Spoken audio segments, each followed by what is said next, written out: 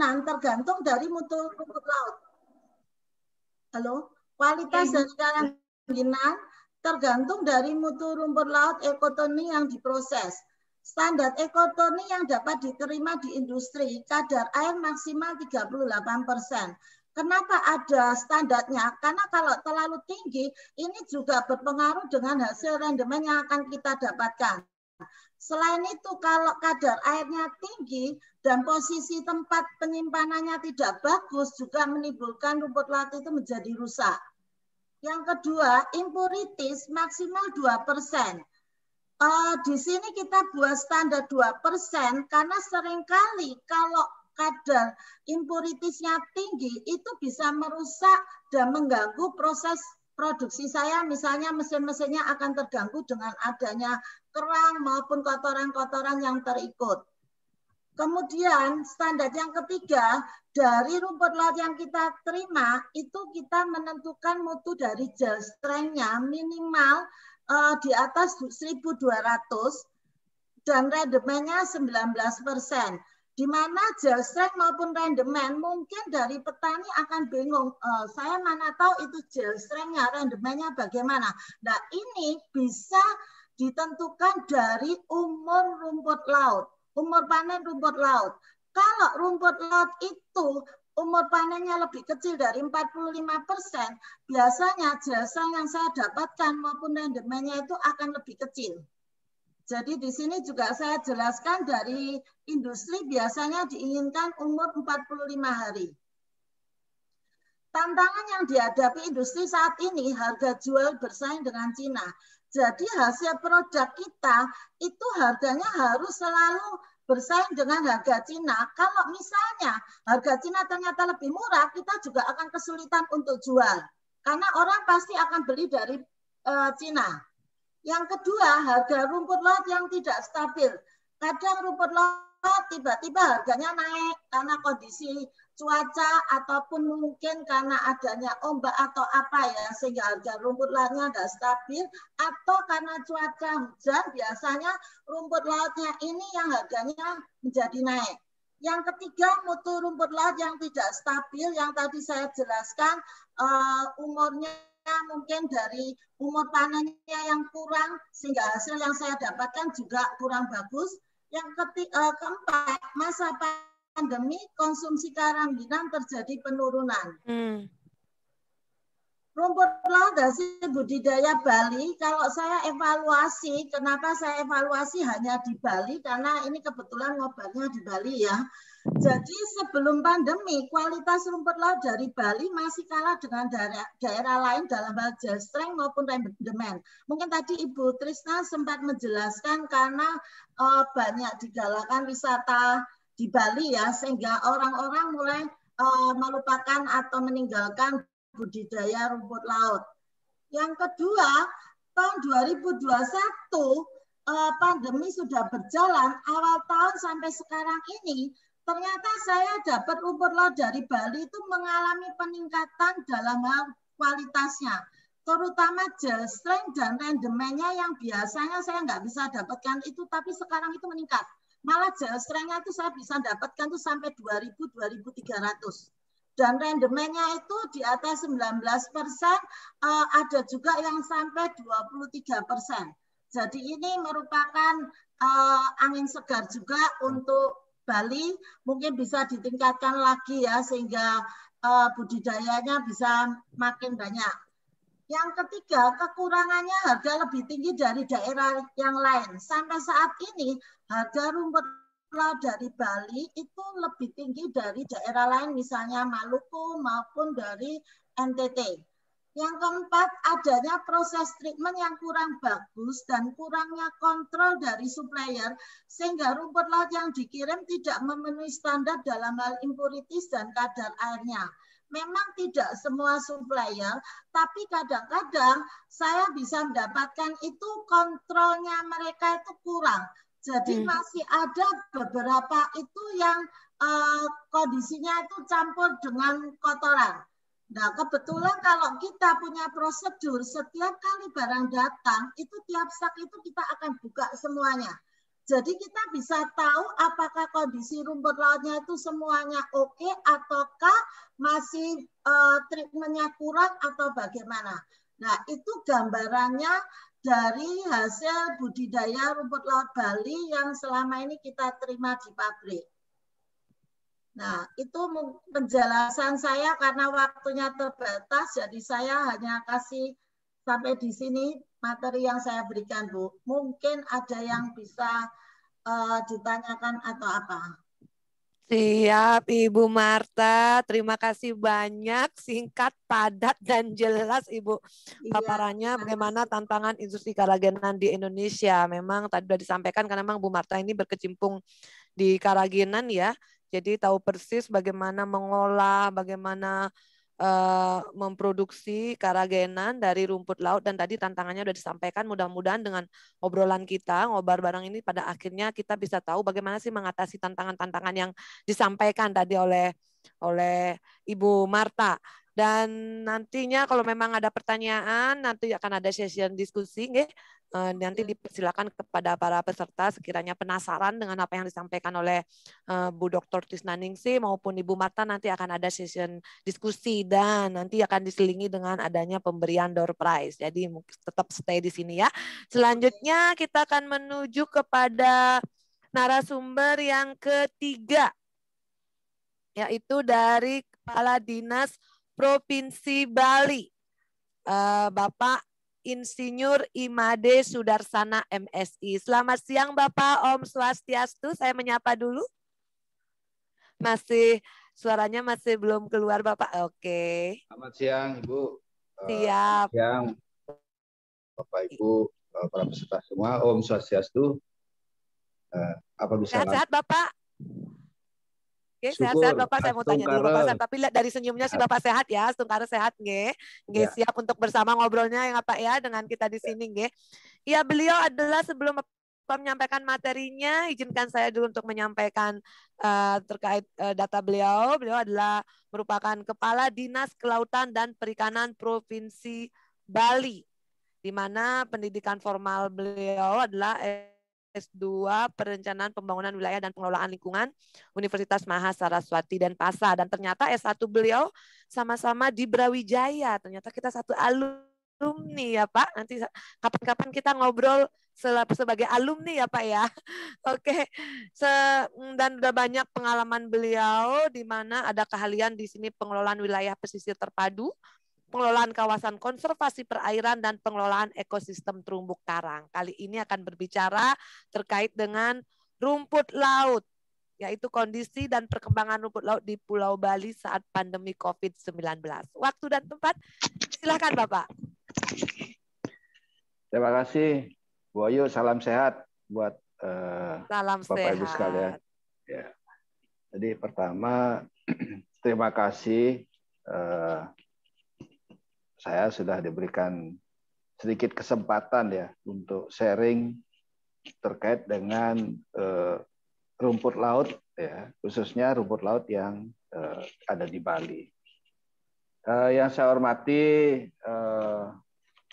dari Dirjen PDS, PKP, KKP atau yang mewakili, yang saya hormati PLT, Ketua Umum MPHPI, ya. Kemudian yang saya hormati rekan saya nih Bapak Direktur Poltek KP Jembrane, Pak Gede.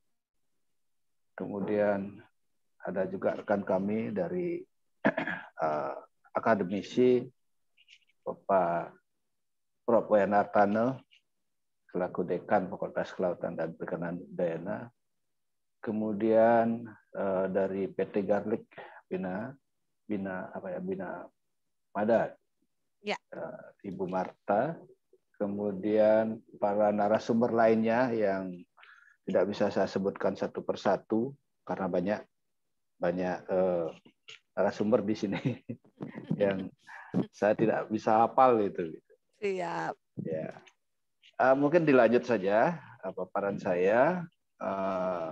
Nah, ini lanjut lagi karena kita baru bicara masalah rumput laut ya. Lanjut aja, terus saja. Nah, ini kalau kita lihat perkembangan produksi dari tahun 2016 ya sampai 2020. Nah, di sini saya sebenarnya sedih ya, sedih sekali gitu. Kenapa demikian? Karena dari yang dulunya kita bisa capai sampai 100.000 ton ya, 100.000 ton lebih produksi rumput laut.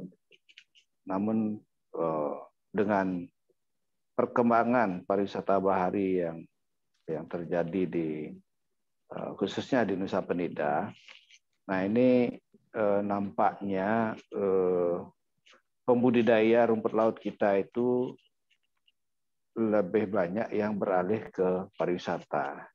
Kenapa demikian? Karena yang pertama, pekerjaan di pariwisata itu kan terkesan bersih, ya.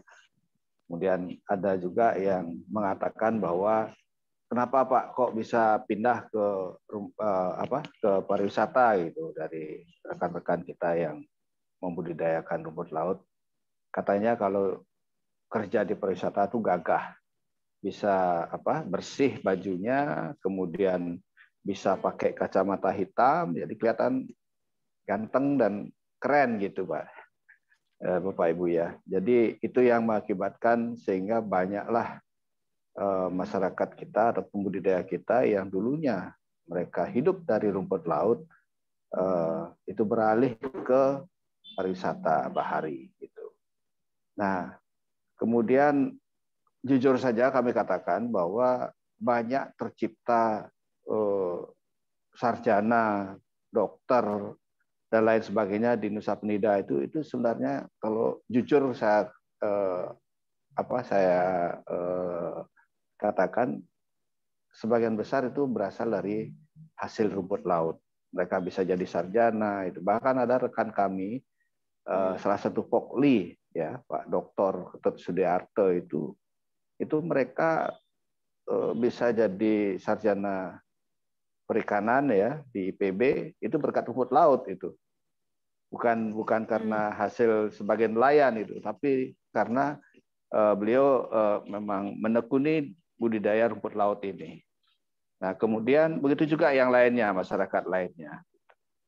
Nah, kenapa beralih ke pariwisata? Nah, inilah yang sebenarnya mungkin perlu kita kita sebagai pembelajaran lah untuk kita semua. Kenapa semua kok lari ke pariwisata? Padahal seperti kita ketahui bahwa pariwisata itu sendiri sebenarnya kalau menurut kami sangat keropos ya. Artinya sangat rentan sekali terhadap perkembangan situasi, baik situasi alam, situasi politik gitu. Jadi dari pengamatan kami, dulu ada perang teluk, pariwisata drop. Kemudian terjadi erupsi Gunung Agung, juga pariwisata Gunung Agung. Ya. Kemudian ada musibah bom Bali 1, bom Bali 2, bom Bali ya. Nah, yang sulit kita yang tidak terduga ini adalah pandemi yang terjadi saat ini, yaitu COVID-19 ini. Memang sebelumnya juga kami bersyukur ya, kami bersama Pokli dan Bapak Bupati Klungkung, kita sempat istilahnya rembuk ya, samalah seperti apa yang kita lakukan sekarang ini, ngobar itu ya, ngobrol bareng yang sifatnya informal begitu. Waktu itu ada satu ide untuk ingin merevitalisasi budidaya rumput laut ini sebelum pandemi ya Bu Ayu ya. Ya Bapak Ibu sekalian. Ya. Jadi sebelum pandemi ini kami sempat rembuknya sebelum pandemi ya Pak? Iya, sebelum pandemi. Sempat kami rembuk ya. Gimana kita harus revitalisasi rumput laut ini. Nah, bagaimana kita memulainya gitu. Nah, pada saat itu saya sempat minta ini. Saya minta kepada teman yang di salah satu di pihak manajemen Sisik ya, PT Sisik itu. saya minta hanya beberapa kilo dan beberapa jenis rumput laut yang mereka produksi gitu, yang ada di binaan mereka. Itu saya bawa ke Lembongan, Bu. Di Lembongan ada kebetulan salah satu masyarakat yang selama ini ya boleh dikatakan dekatlah dengan kami, dan mereka bersemangat, mereka bersedia untuk melakukan upaya pembudidayaan kembali gitu. Jadi mulai dari sana kita memulai untuk memproduksi, meningkatkan lagi produksi rumput laut yang ada di Nusa Penida gitu ya. Nah, inilah yang upaya-upaya yang kami lakukan, sehingga dengan harapan nantinya tentunya kami tidak akan bisa berjalan sendiri gitu. Jadi bersyukur sekali kami didukung oleh masyarakat Nusa Penida, Lembongan, kemudian yang paling penting itu dukungan secara politis oleh Bapak Bupati Kelungkung. Nah, inilah dukungan yang cukup besar bagi kami sebagai power kami untuk mengembangkan kembali rumput laut yang mudah-mudahan nanti bisa juga kami kembangkan di kabupaten lainnya seperti di Buleleng, di Badung, ya. Kemudian di Kota Denpasar juga bisa kita kembangkan itu. Nah, kemudian selanjutnya mungkin bisa dilanjutkan. Slide berikutnya. Next, please. Nah, ini sekedar ilustrasi produksi yang lama nih ya. Terus saja. Lanjut.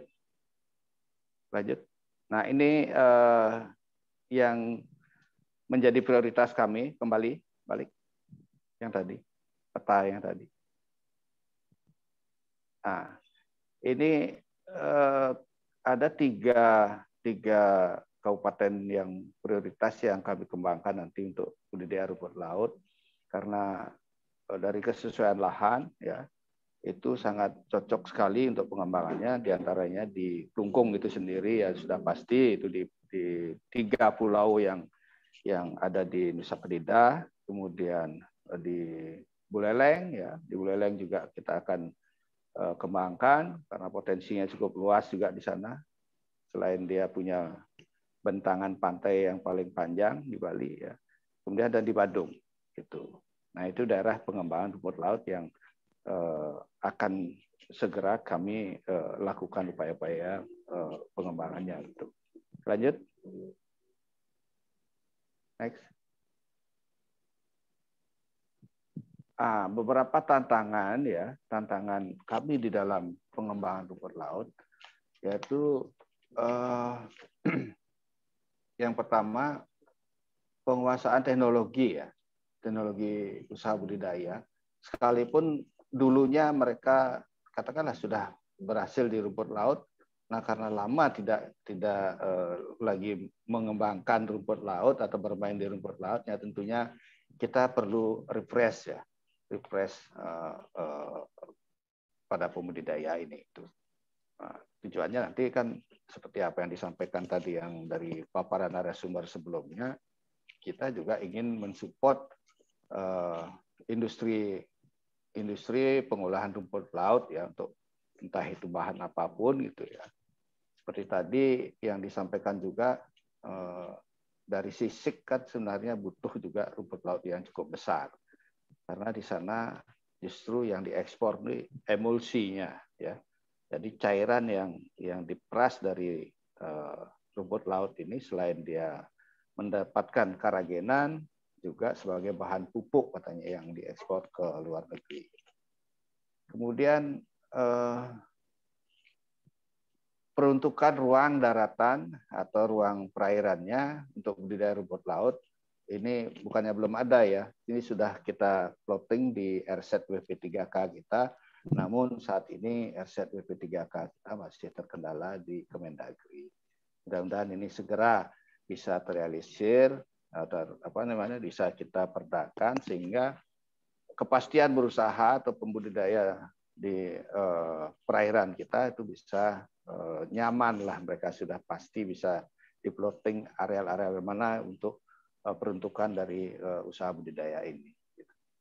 Kemudian industri pengguna produk olahan rumput laut seperti kosmetik, farmasi seperti disampaikan tadi, ini belum sepenuhnya menggunakan produk olahan dalam negeri. Kemudian produk industri pengolahan rumput laut di dalam negeri belum memiliki daya saing di pasar domestik dan global. Tapi saya tadi sudah bangga sekali mendengar paparan dari Ibu tadi bahwa saingan berat kita hanya di Cina ya, di RRT tadi ya, Republik Rakyat Tiongkok itu. Kemudian lambatnya pertumbuhan investasi industri berbasis rumput laut. Nah, karena kita lihat di Bali kan baru ada 3 ya tadi disampaikan pengusaha rumput laut. Nah, yang bergerak di industri, kami melihat baru 1 itu yang ada di Buleleng, yaitu Sisik itu tadi. Jadi harapan kami mudah-mudahan investasi yang nantinya bisa mengolah rumput laut, produksi hasil budidaya masyarakat kami bisa tertampung. Nah, kami bersama-sama dengan Bapak Bupati merencanakan ini, mudah-mudahan bisa difasilitasi oleh kementerian ya, yang dalam hal ini dari PDS PKP, kami merencanakan rumput laut hasil produksi Nusa Penida maupun di kabupaten lainnya, ini kita lebih utamakan nantinya ke depannya itu adalah untuk industri rumah tangga, home industry. Karena di sana sudah pernah dicoba untuk pengolahan rumput laut menjadi sabun cair. Gitu. Jadi teknologinya sudah ada, tinggal sekarang bagaimana itu disampaikan kepada kelompok-kelompok masyarakat, terutama para wanita nelayan. Nah, ini untuk nantinya ke depan, kalau pariwisata sudah kembali, ini menunjang atau mendukung kegiatan pariwisata di Nusa Penida. Sehingga apa yang menjadi cita-cita Bapak Gubernur kami, Bapak Wayan Koster, bahwa kami akan melaksanakan konsep blue economy. Jadi kita akan mengupayakan kegiatan-kegiatan yang mendukung kelestarian lingkungan, ya, yang berbasis lingkungan, kemudian zero waste juga. Jadi tanpa sampah. Nah, itu dan yang paling penting adalah keberlanjutannya itu. Bisa dilanjutkan? Terus? Nah, ini seperti apa yang kami sampaikan, kami sudah memetakan sebenarnya di hulu apa permasalahannya, kemudian di tengah sepertinya apa yang menjadi permasalahan, termasuk di hilirnya. Ya. Jadi di sementara ini di hulu, ya, di hulu pada saat pariwisata bahari berkembang itu ada sedikit konflik ya antara pelaku pariwisata bahari dengan masyarakat pembudidaya kami, karena lahan yang dulunya sebagai lahan budidaya itu sudah dialihfungsikan ke usaha pariwisata bahari. Padahal rumput laut kami seperti apa yang disampaikan tadi saat ini sudah mulai berkembang, dan kami saat ini justru di usaha budidaya itu kesulitan untuk mendapatkan benih. Ya. Jadi kami masih kekurangan benih ini untuk pengembangan di Nusa Penida. Nah, kemudian ada satu hal lagi ya yang menjadi permasalahan kami untuk usaha budidaya rumput laut ini yang ada di Nusa Penida, yaitu pada musim-musim tertentu ya, kan di Nusa Penida itu ada beberapa memang jenisnya sama ya, mungkin dari cotonii ya, tapi cotonii yang sedang berkembang di sana kan ada beberapa produk juga itu loh. Ada yang dibilang sakul, ada yang dibilang grandong dan lain sebagainya. Nah, inilah yang ingin kami dapatkan juga, mungkin dari Bapak Ibu dari pusat bisa mengkaji lebih lanjut. Maksudnya begini, dalam 1 tahun bulan-bulan tertentu, jenis kotoni ini yang saya sampaikan tadi, seperti gerandong itu misalkan, dia bagus pertumbuhan dan perkembangannya. Ini di daerah tertentu ya, misalkan katakanlah di sekitar PED gitu ya, atau di Lembongan. Tapi bulan-bulan tertentu jenis itu tidak bagus. Bahkan kadang-kadang, apalagi sekarang udah mulai musim hujan ini, sudah mulai muncul penyakit yang namanya SS itu. Gitu. Nah inilah yang tantangan terberat kami, sehingga nantinya perlu kiranya dikaji adanya pengembangan beberapa jenis rumput laut yang bisa dibudidayakan pada lokasi tertentu dan pada periode bulan tertentu. Nah, ini perlu kami lakukan satu kajian sehingga nantinya usaha rumput laut ini tidak terputus lagi seperti apa yang kita harapkan, yang kita alami sekarang ini gitu ya. Lanjut.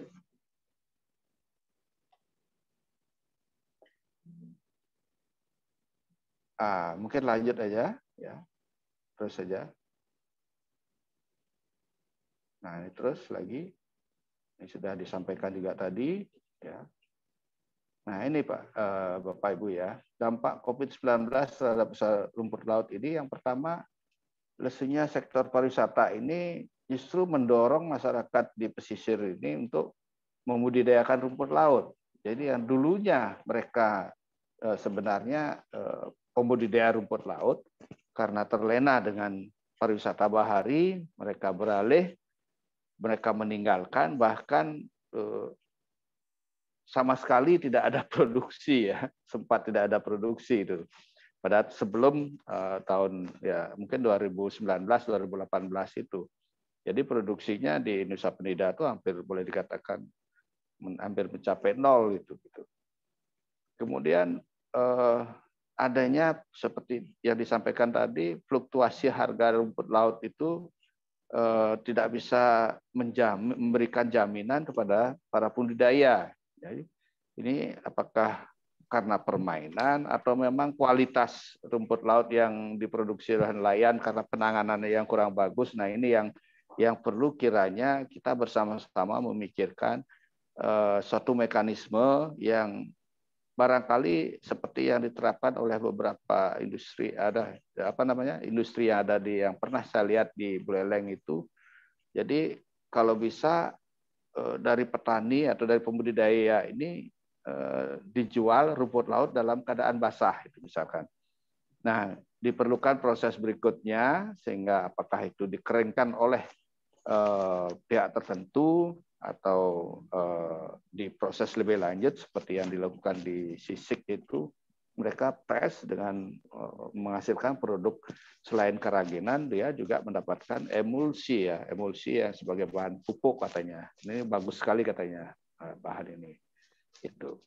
Nah inilah teknologi seperti ini perlu kiranya kita kembangkan di di Bali ini gitu, sehingga kami tidak hanya sekedar memproduksi rumput laut, tapi bagaimana untuk menjamin kestabilan harga rumput laut ini, maka perlu adanya proses lanjutan yang ditangani di sektor industri gitu ya.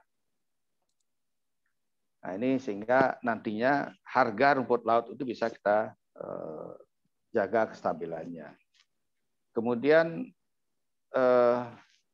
terjadinya pembatasan distribusi hasil panen rumput laut ini. Nah ini sekarang ini tidak seperti waktu transportasi lautnya itu tidak seperti pada saat pariwisata bagus ya. Kalau pariwisata bagus, mungkin transportasi menuju pulau kecil kita itu sehari itu hampir setiap 15 menit ada yang pergi dan datang gitu. Tapi saat ini memang masih transportasi ini belum begitu memberikan suatu jaminan ya, karena keterbatasan daripada penumpang atau muatan yang mendukung ini gitu. Lanjut.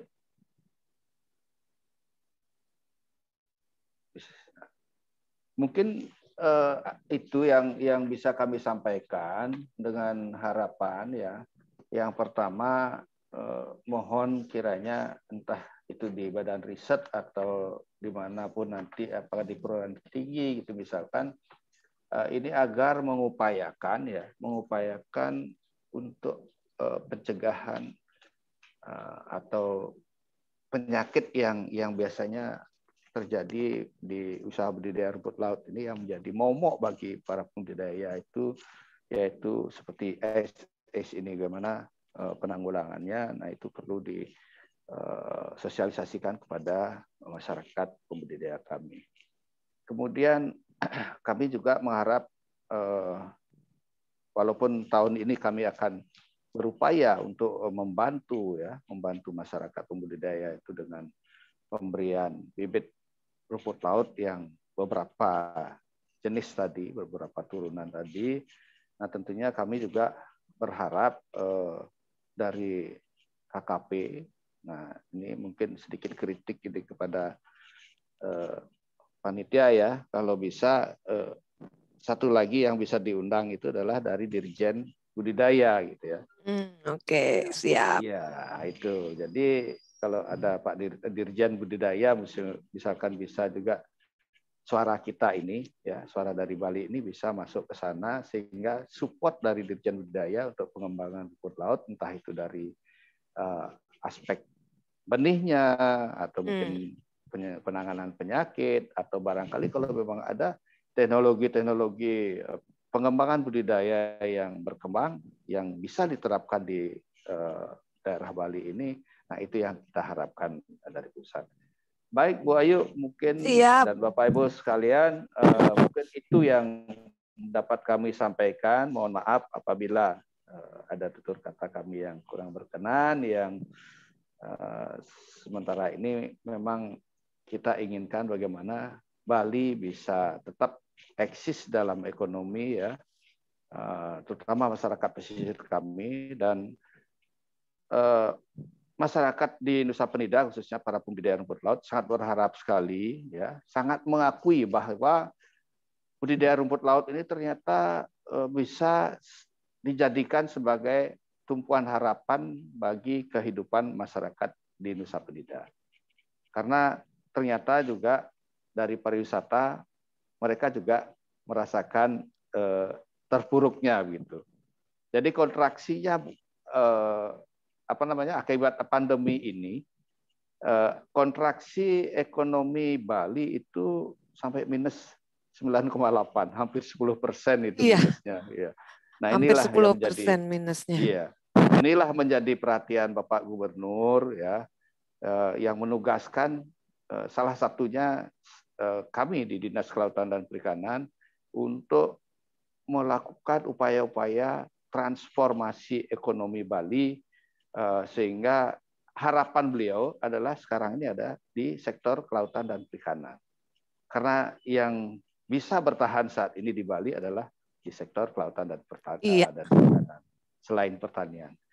Nah untuk itulah harapan kami, mohon bapak-bapak dan ibu-ibu yang ada di pusat mungkin bisa sedikit memberikan stimulan lah kepada Bali sehingga Bali bisa pulih kembali ekonominya dan kita bisa mulai dari sektor kelautan dan perikanan.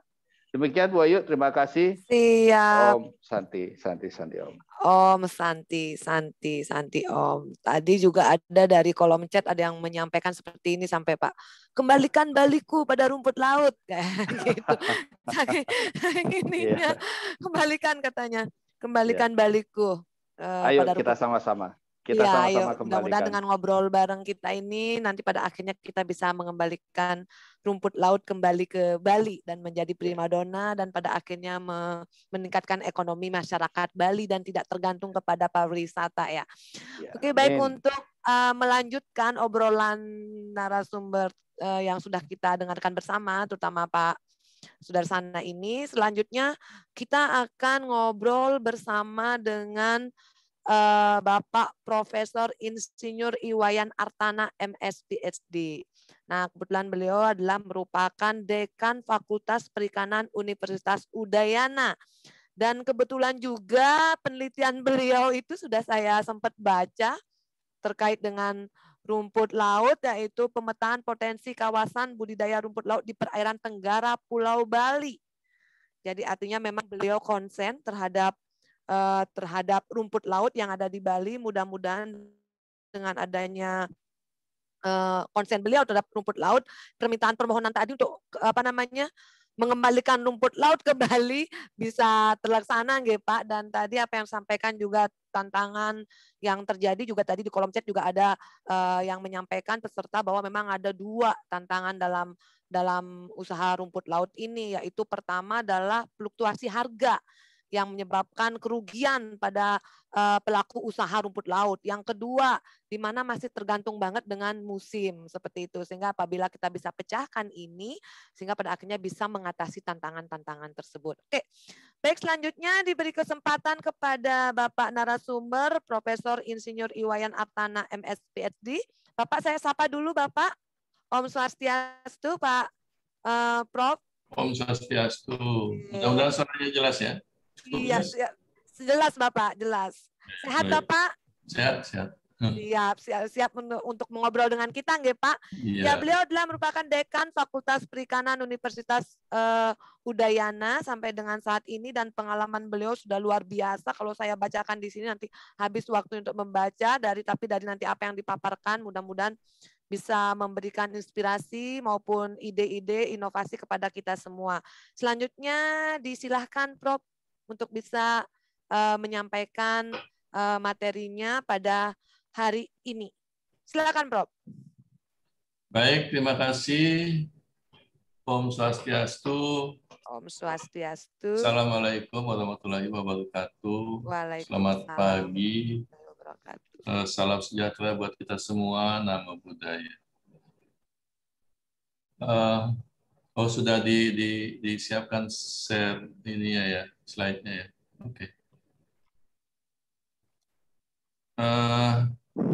Sebelumnya saya ingin menyampaikan selamat ulang tahun kepada MPHPI, terutama sekarang yang PLT-nya adalah Ibu Prof. Nurjana. Dulu kami sama-sama di PBS 1-nya. Cuman beliau duluan setahun kalau nggak salah ya, Bu Prof. Mungkin beliau masih join. Kemudian yang terhormat juga ada Direktur Politeknik KP Jembrana. Jadi sekarang eranya kampus Merdeka, kita harus kolaborasi, join bersama. Siap, gitu ya. Prof. Maju Siap, bersama. kita join. Jadi, ya mudah-mudahan nanti ke depan ada hal-hal yang bisa kita laksanakan. Karena waktu cikal bakalnya Poltek KP Jembrana, kita juga diundang ke negara waktu itu, ketemu bupati segala macam terkait dengan rencana Ibu Susi membuat Poltek ini. Syukurlah sudah berjalan dengan baik. Tentu karena dia baru start awal, pasti staff masih muda-muda, semangat. Iya. Gitu ya. Prof. Kalau begitu saya pakai share saya aja ya, supaya dia lebih bagus penampilannya. Bisa di-close dulu share itu. Bisa.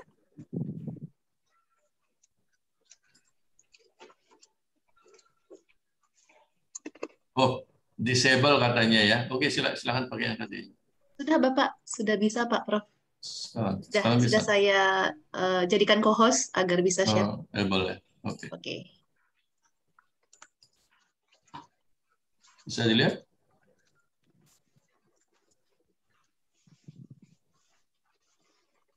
Sudah keluar screen-nya? Belum Prof. Belum Prof. Belum ya? Oke. Saya sudah share screen. Sampun. Sudah, sampun. Oke, sampun.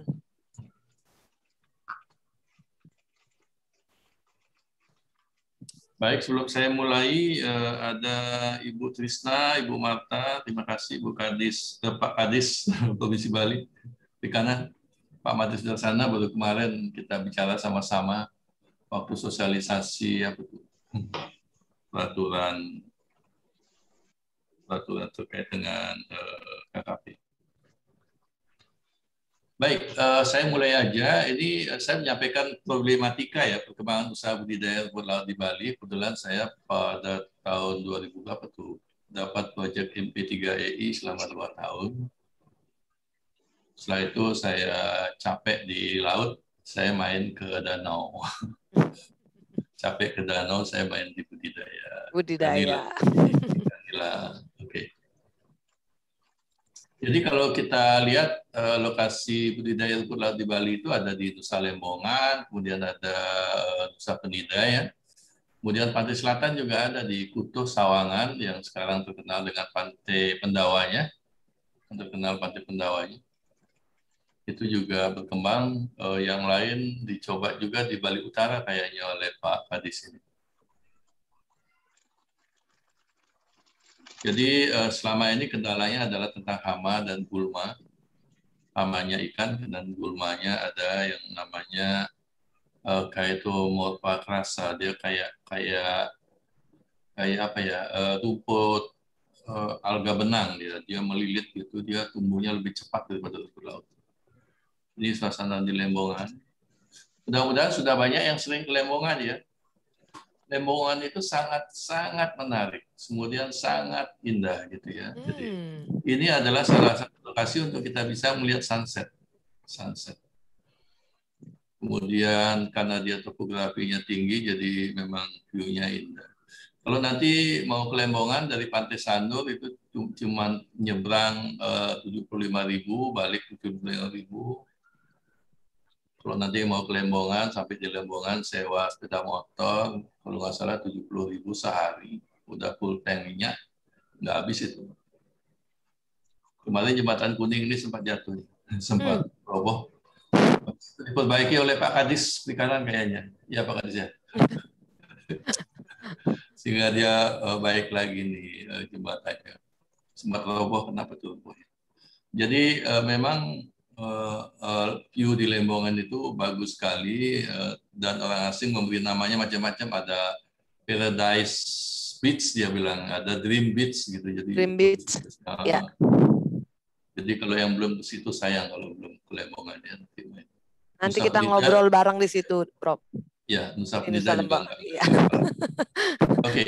Ini penelitian saya yang kedua sebetulnya. Yang pertama adalah yang tadi itu distribusi itu ya. Ya. Yang kedua tentang ini, kita nyoba, karena waktu itu banyak kendala terhadap budidaya rumput laut yang ada dimakan oleh ikan. Sehingga kita buat penelitian yang ada yang tertutup, semi tertutup, dan terbuka. Ternyata memang yang terbuka yang lebih cepat pertumbuhannya.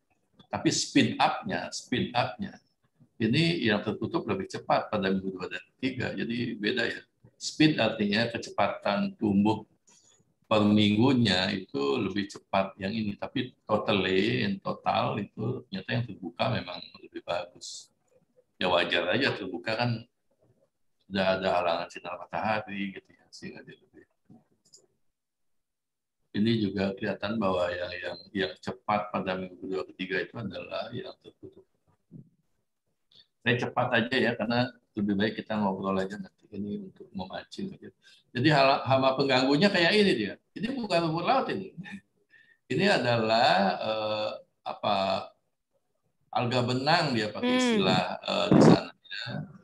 Lalu kita identifikasi namanya Chaetomorpha crassa. Itu mulai dirasakan itu tahun 2010 sampai 2015 ini jadi masalah tentang hama ini. Udah 6 tahun yang lalu ya. Karena habis itu kan kena pandemi lalu sepi lagi. Nah, bukan.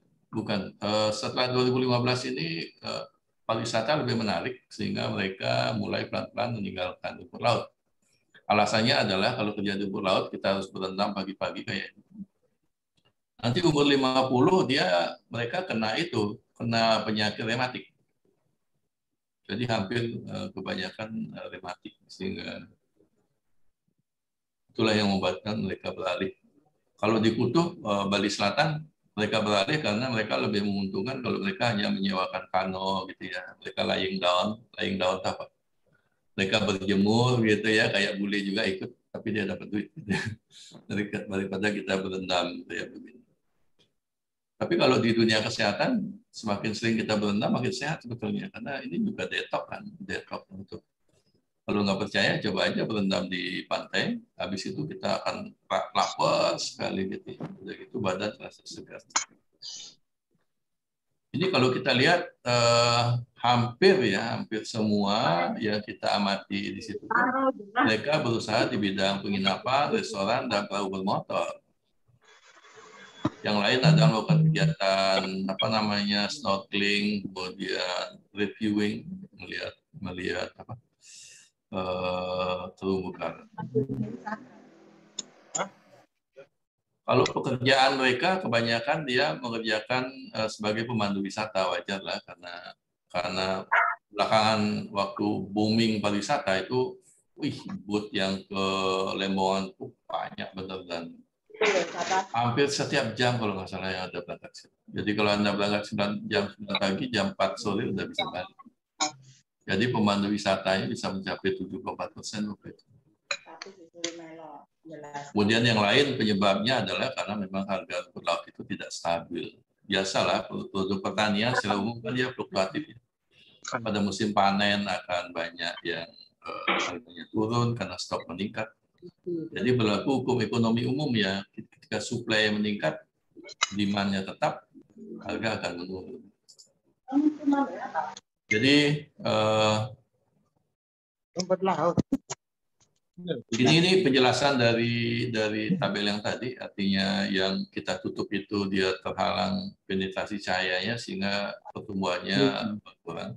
Tapi maksudnya adalah supaya terhindar dari hama ikan. Nah belakangan sekarang kalau kita memulai rumput laut situ susah sekali karena apa? Kalau kita membudidayakan rumput laut baik di Lembongan maupun di Nusa Penida, kita harus serentak. Kalau cuma baru 1-2 yang membudidayakan di situ, itu akan banyak dimakan ikan. Jadi ikannya senang kan, ada rumput laut ini makananku, ini datang rame-rame makan habis. Tapi kalau kita serentak kayak di sawah, kita akan menghalau burungnya rame-rame. Jadi kehilangan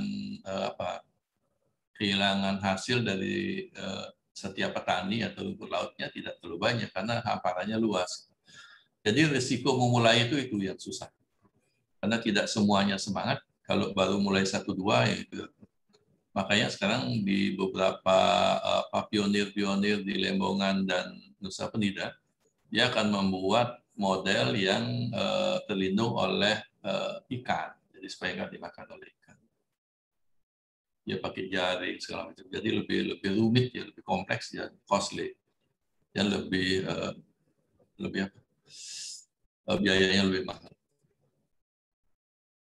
Kemudian kalau kita lihat sistem setelah dia budidaya dia cuma dikeringkan begini aja. Kalau saya dengar dari penjelasan Bu Marta tadi ini memang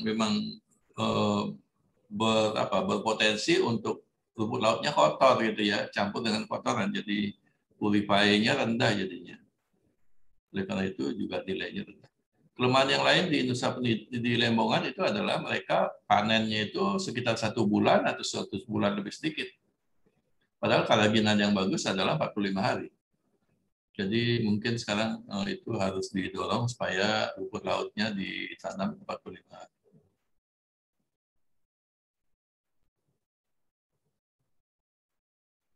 Jadi budidaya rumput laut waktu saya teliti itu mulai menurun waktu itu karena orang beralih ke usaha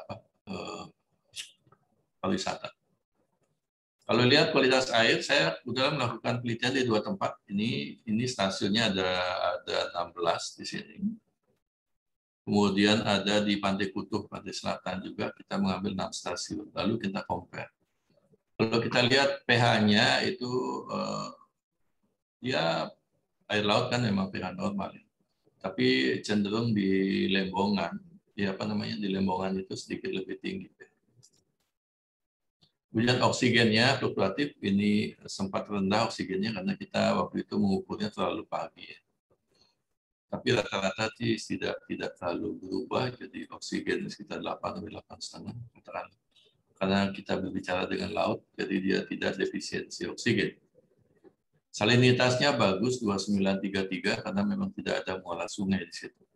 Kalau kita ngomong rumput laut kan memang menghindari ada muara sungai. Suhunya juga bagus, 24,9 sampai 28. Jadi untuk pertumbuhan rumput laut ini bagus. Beda kalau kita masuk ke temperate zone. Misalnya daerah seperti Jepang, Korea, kemudian Eropa, itu agak susah pertumbuhannya karena suhunya tinggi.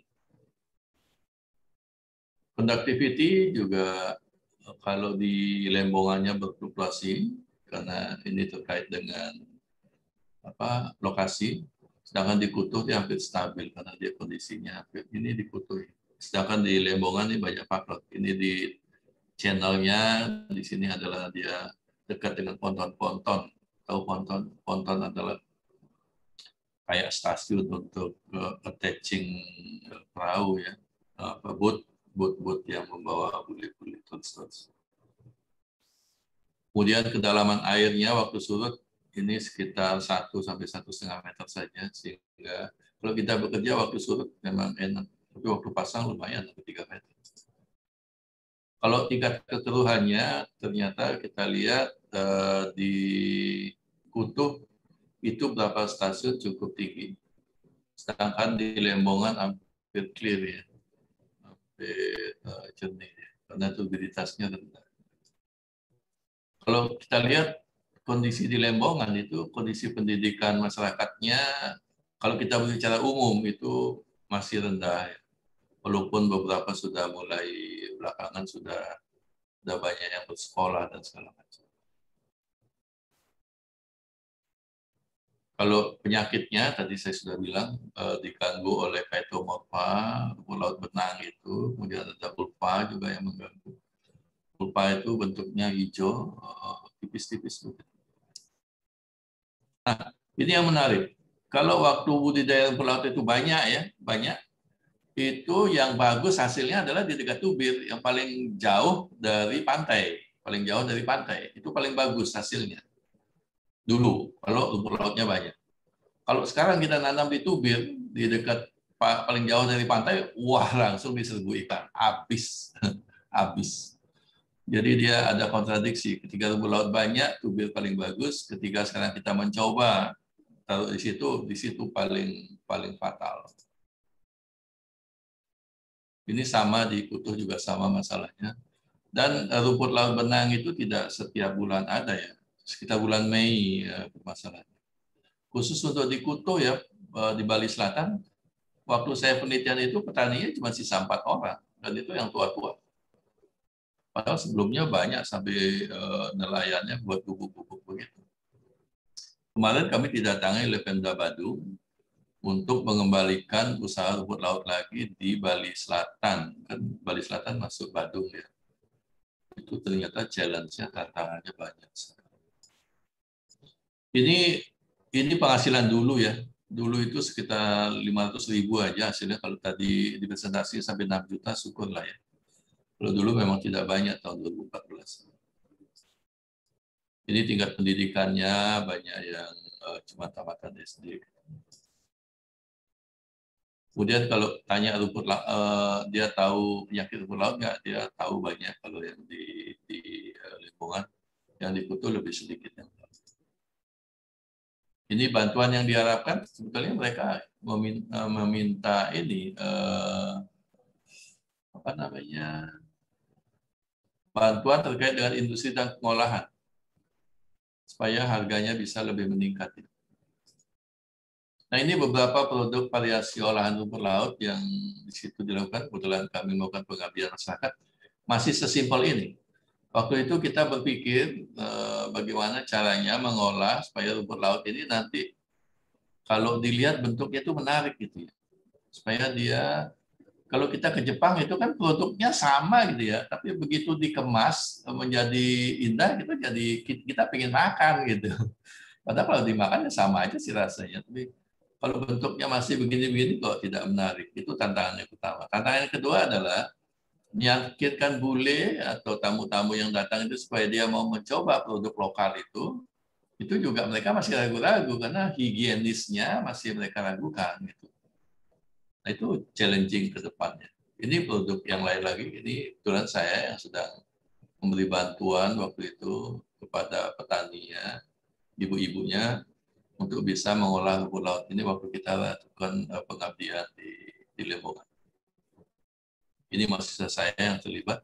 Jadi FKP setiap kita penelitian kita selalu melibatkan mahasiswa. Oke, ini sedikit tentang kondisi selama pandemi ya. Itu kegiatan pariwisata berhenti total sehingga masyarakat mulai giat lagi ke rumput laut. Tapi kendalanya masih banyak. Maunya pakai jaring, akhirnya cost-nya meningkat. Dan belum banyak juga yang mau ikut mencoba, ada yang trauma, ada yang macam-macam. Itu tugasnya Pak Kadis itu sekarang, gimana caranya. Pak Kadis harus kayak Pak Jokowi, turun terus ke lapangan bila perlu 3 kali seminggu. Pak. Belusukan, Pak. Belusukan. Kalau gitu nggak jadi kerja ya. Tapi belusukan jangan lupa bawa wartawan, Pak. Kalau belusukan sendiri nggak ada yang tahu. Nah, harapannya apa? Harapannya perlunya pelatihan dan pengenalan yang lebih baik terkait dengan pengolahan hasil. Kebetulan ini kan MPHPI, jadi memang bidangnya itu. Tolonglah gimana kita mengolah hasilnya supaya ada value added ya. Dia tidak menjual rumput lautnya hanya dijemur kemudian dijual begitu. Jadi murah banget waktu itu harganya ya. Apalagi fluktuatif lagi. Kemudian mengedukasi masyarakat agar tidak lagi melakukan pemanenan muda 4-5 minggu, karena ini banyak dilakukan. Melainkan harus menunggu sampai 45 hari. Mungkin itu, ini sudah 19 menit, saya catat, saya pakai stopwatch. Kasihan presenter belakangan. Terima kasih. Iya, siap. Terima kasih, Prof, atas paparannya. Dan bagi Bapak Ibu peserta maupun adik-adik sekiranya memang sudah ada pertanyaan bisa disampaikan di kolom chat ya. Nanti pada saat sesi ngobrol, sesi diskusi kita akan coba untuk sampaikan pertanyaannya dan akan dijawab oleh para narasumber. Baik, selanjutnya untuk mempersingkat waktu kita akan masih sisa 2 narasumber di sini, yaitu untuk selanjutnya adalah narasumbernya dari Politeknik Kelautan dan Perikanan Jembrana, yaitu Ibu Resti Nurmala Dewi, STMeng. Ini adalah merupakan dosen kebetulan baru di Politeknik Kelautan dan Perikanan Jembrana, tetapi kalau dilihat dari CV-nya pengalamannya sudah lumayan dan mendapatkan penghargaan juga sudah sering sepertinya dan menempuh magisternya di Universitas Gadjah Mada, Yogyakarta. Nah, selanjutnya disilahkan kepada Bu Resti untuk bisa menyampaikan materinya dengan waktunya dipersingkat ya, Bu Resti, karena mengingat bahwa waktu kita sudah semakin mepet. Jadi mohon untuk waktunya bisa dipersingkat. Nanti kita akan pertajam atau perdalam pada sesi ngobrol barengnya, pada sesi diskusinya. Disilakan Ibu Resti, dan Ibu Resti ini sekarang sebagai dosen di pengolahan hasil laut. Silakan Bu Resti. Halo Bu Resti. Halo Ibu Ayu, terima kasih Ibu. Izin share screen ya Bu. Iya, monggo Bu Resti, monggo.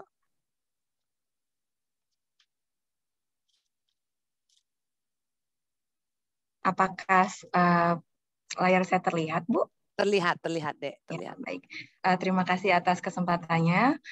Perkenalkan saya Resti, dosen di Politeknik Kelautan dan Perikanan Jembrana. Saya akan mempresentasikan hasil penelitian yang berjudul formulasi surfaktan dari Eustema cottoni untuk enhance oil recovery di industri migas. Jadi di sini saya mencoba untuk memanfaatkan makroalga yang berupa alga perang yang dari Jepara untuk diolah menjadi surfaktan. Jadi latar belakang penelitian saya ini bahwa kita ketahui bahwa minyak bumi sampai saat ini memang masih menjadi sumber energi utama, namun produksi minyak bumi itu sendiri semakin hari, semakin tahun itu dia menurun.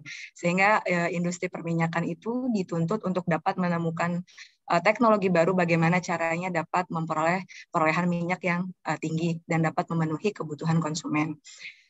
Selama ini minyak dapat diambil dengan 3 metode, yaitu primary recovery, secondary recovery dan tertiary recovery. Yang primary recovery ini dengan cara menggunakan tenaga ataupun tekanan alami yang ada di dalam sumur minyak, sedangkan secondary recovery dengan tambahan water flooding dan juga dengan injeksi CO2, dan yang tertiary recovery ini yang merupakan surfaktan. Dari data dapat dilihat di gambar ruasan berwarna hijau bahwa sebenarnya cadangan minyak bumi di Indonesia itu sangat besar sekali. Namun dengan gambar yang berwarna biru, minyak yang terambil sampai saat ini hanya sedikit. Padahal konsumsinya itu sangat besar yang ditunjukkan oleh ruasan berwarna kuning. Dan menurut Peraturan Presiden Nomor 22 Tahun 2017 dalam Rencana Umum Energi Nasional bahwa sebanyak 20 dari 23 lapangan tua yang ada di Indonesia itu sangat berpotensi untuk dilakukan injeksi kimia dengan menggunakan surfaktan. Enhanced Oil Recovery ini terdiri dari 3, injeksi termal, polimer, dan surfaktan, dan saya akan fokus dalam pembuatan surfaktan. Saat ini juga dari tahun 2020 hingga 2021, ESDM juga masih melakukan banyak pengembangan dengan bekerja sama dengan IPB untuk dapat mengembangkan surfaktan yang dapat diterapkan di sumur-sumur tua yang ada di Indonesia. Surfaktan itu merupakan suatu aktif agen yang memiliki 2 polaritas yang berbeda, yaitu hidrofil yang larut dalam air dan hidrofob yang tidak larut dalam air atau larut dalam minyak. Namun selama ini surfaktan itu dibuat atau disintesa dengan menggunakan turunan minyak bumi yang bersifat non-renewable dan juga tidak ramah lingkungan. Dan saat ini sudah dimulai beberapa penelitian dengan menerapkan pembuatan biosurfaktan. Biosurfaktan ini biasanya terdiri dari ester, asam lemak, dan juga untuk gugus polarnya biasanya dari anion atau kation, dari sulfat, fosfat, dan juga amoniak. Surfaktan ini bekerja dengan cara menurunkan tegangan permukaan di dalam batuan, di dalam sumur minyak itu sendiri, sehingga minyak dapat keluar dari batuannya, sehingga dapat dipompa, dan akhirnya minyak dapat diambil. Seperti gambar yang saya tunjukkan ini. Kemudian, kenapa saya memilih Eusema cottoni sebagai bahan baku pembuatan surfaktan? Karena menurut beberapa literatur, Eusema cottoni ini merupakan rumput laut merah yang mengandung kappa karagenan sebesar 54-73%. Dan biasanya kappa karagenan ini dimanfaatkan sebagai penstabil, pengental, pengemulsi, pembentuk gel, sehingga sangat cocok sekali jika diterapkan sebagai bahan baku pembuatan surfaktan. Dan salah satu alasan lain kenapa karagenan ini juga bisa dimanfaatkan, karena adanya gugus SO4-min yang dapat berperan sebagai gugus anionik atau gugus negatif dalam proses injeksi kimia di dalam sumur. Dari hasil penelitian, maksudnya metodologi penelitian, bahan yang digunakan ini adalah Eusema cottoni kering, ada NaOH, isoprofil alkohol, asam olet, dan aquades dengan menggunakan alat labu leher 3 yang dilengkapi oleh pemanas listrik, pengaduk, kondensor, dan sebagainya. Metode pembuatan surfaktan itu sendiri yaitu dengan persiapan bahan baku, di mana Eusema cottoni ini dicuci dengan NaOH 2%, lalu diekstraksi juga dengan menggunakan NaOH selama 5 jam pada suhu 70-80 derajat Celcius, lalu diesterifikasi dengan menggunakan variasi isopropil alkohol dan asam oleat, dan selanjutnya hasil esterifikasi disaring, dan hasil filtratnya berupa surfaktan itu dianalisa dengan FTIR, IFT, uji emulsi, fire point, press point, pour point, viskositas, dan pH.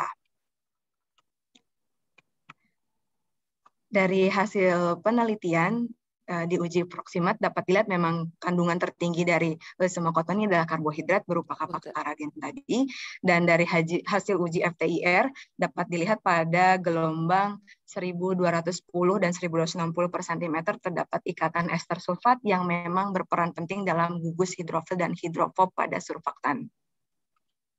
Kemudian untuk uji IFT atau interfacial tension-nya, memang untuk tegangan permukaannya yang dihasilkan masih cukup tinggi jika dibandingkan dengan yang dipersyaratkan oleh SKK migas, Namun ini sudah menandakan bahwa sebenarnya rumput laut Erythema ini punya peranan untuk dikembangkan lebih lanjut sebagai surfaktan.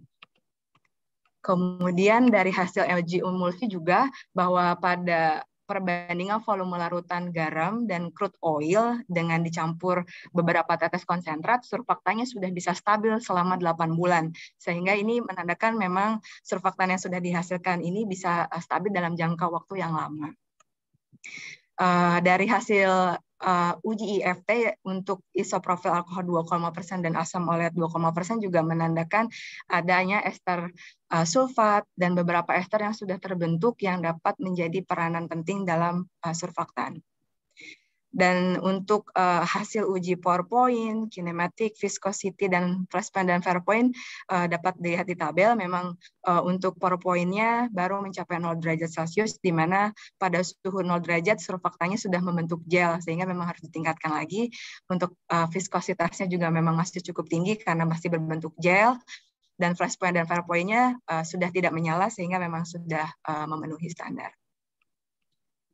Kesimpulannya, jadi memang pembuatan surfaktan ini dapat dilakukan dengan proses ekstraksi Erythema cottoni terlebih dahulu dengan menggunakan NaOH selama 5 jam, kemudian hasil ekstraksinya dapat dilakukan esterifikasi dengan menggunakan isopropil alkohol dan asam oleat.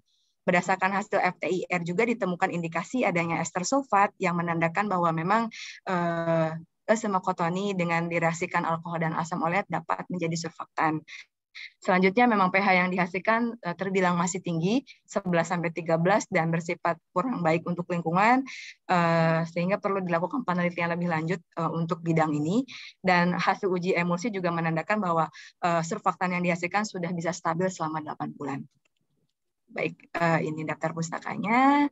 Demikian presentasi dari saya. Terima kasih, Bu. Kembalikan ke Bu Ayu. Iya, singkat. Ya, tapi ini adalah merupakan hasil penelitian dari Bu Resti, di mana bahwa ternyata rumput laut tidak hanya untuk dimakan aja loh, untuk dikonsumsi, dijadikan satu produk, ternyata bisa untuk menjadi alternatif yang lain yang sekiranya ini akan merangsang para pelaku usaha budidaya rumput laut untuk semakin semangat dalam usahanya tersebut. Oke, baik, terima kasih Bu Resti. Sama-sama, Nah, yang penasaran mungkin nanti ada hal yang mau ditanyakan, silakan nanti pada sesi diskusi. Tapi kalau memang sudah bisa sekarang mau nanya, silakan untuk dituliskan di kolom chat, nanti akan dijawab oleh para narasumber. Selanjutnya kita akan menuju ke narasumber berikutnya, narasumber yang terakhir, yaitu Ibu Ayu Putu Wiweka Krisnadewi. Beliau adalah dosen di Fakultas Kelautan dan Perikanan Universitas Udayana, Prodi Manajemen Sumber Daya Perairan. Saya sapa dulu Bu Ayu. Ya, selamat siang Bu Gusti Ayu. Iya, kita sama-sama Ayu. Yeah. Karena kita sama-sama Balinya ya, jadi ada ayu-ayunya. Oke, beliau adalah dosen Fakultas Kelautan dan Perikanan Universitas Udayana di Prodi Manajemen Sumber Daya Perairan, dan bidang keahliannya adalah budidaya perairan, di mana tempat tanggal kelahiran beliau adalah di Kelungkung, tadi sudah disebut-sebut Kelungkung, Nusa Penida, di mana situ basisnya rumput laut ya untuk di Bali. Dan beliau adalah alumni Sekolah Tinggi Perikanan, ya Bu Ayu ya, ternyata mantan taruni, ya. Mantan taruni juga ternyata, berarti kenal sama Bu Pinky ya. Ya. Bu Pinky ya, ternyata mantan taruni, dan melanjutkan S2-nya di Universitas Brawijaya ya Bu Ayu ya. Ternyata kita alumni juga pada akhirnya, dengan Pinky dan dengan saya sama-sama alumni ya. Oke, baik, selanjutnya diserahkan kepada Bu Ayu untuk bisa memaparkan materinya. Singkat ya Bu Ayu ya, karena waktunya memang sudah mepet dan kita akan lanjutkan nanti di sesi diskusi. Silakan Bu Ayu. Oke, terima kasih Bu Gusti Ayu atas waktu dan kesempatannya. Mohon izin saya share screen ya Bu. Siap.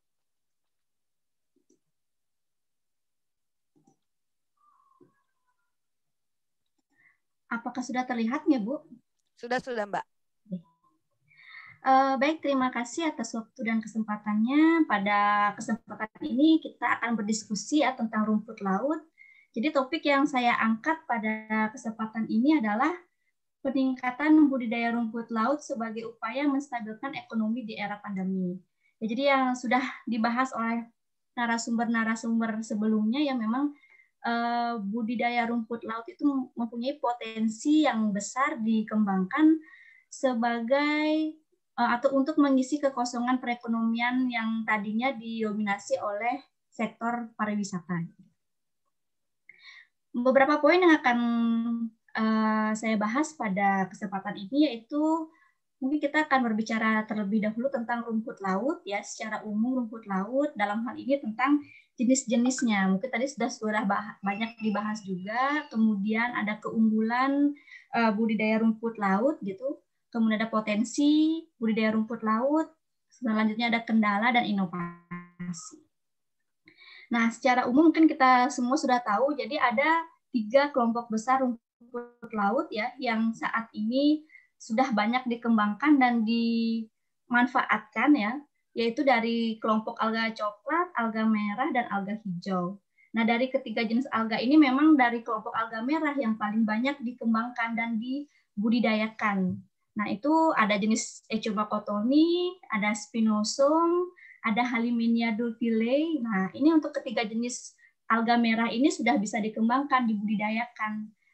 Untuk yang paling banyak dari ketiga jenis alga merah ini ada cottoni, karena memang penggunaan dan permintaan pasarnya tinggi untuk cottoni.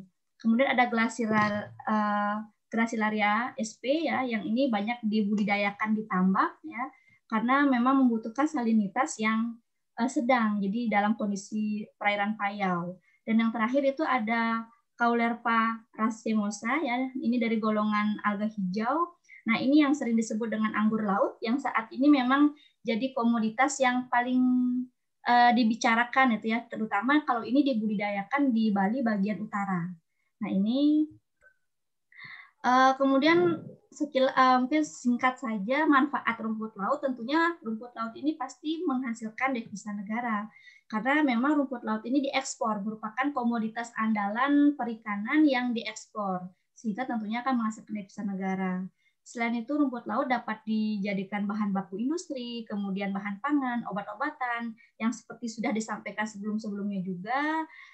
Dan yang paling penting itu di sini dengan kita melakukan budidaya rumput laut, khususnya di sini ya, tentunya akan menyediakan lapangan pekerjaan untuk masyarakat pesisir, terutama di era pandemi saat ini, di mana pariwisatanya sudah terpuruk gitu. Jadi memang potensi untuk meningkatkan perekonomian itu ada di budidaya rumput laut, khususnya untuk masyarakat pesisir. Nah, selain manfaat-manfaat tadi, ternyata rumput laut itu dengan kita melakukan budidaya rumput laut itu ternyata kita bisa menyelamatkan bumi gitu ya. Karena kita tahu ternyata rumput laut itu merupakan agen menyerap emisi karbon, sehingga dia bisa, jadi rumput laut ini bisa mengurangi efek rumah kaca. Itu semoga untuk kedepannya ya keberlangsungannya jadi sangat baik, itu sangat penting dibudidaya. Ini ada keunggulan. Orang-orang bertanya, kenapa sih rumput laut gitu? Terutama untuk masyarakat pesisir gitu. Kenapa rumput laut? Kenapa tidak budidaya ikan gitu? Mungkin budidaya yang lain gitu. Ya karena salah satu alasan itu rumput laut itu mudah dibudidayakan dibandingkan dengan kalau kita memelihara ikan. Jadi kalau kita memelihara ikan, kita harus berpikir pakannya berapa, harus kasih pakan dan lain sebagainya.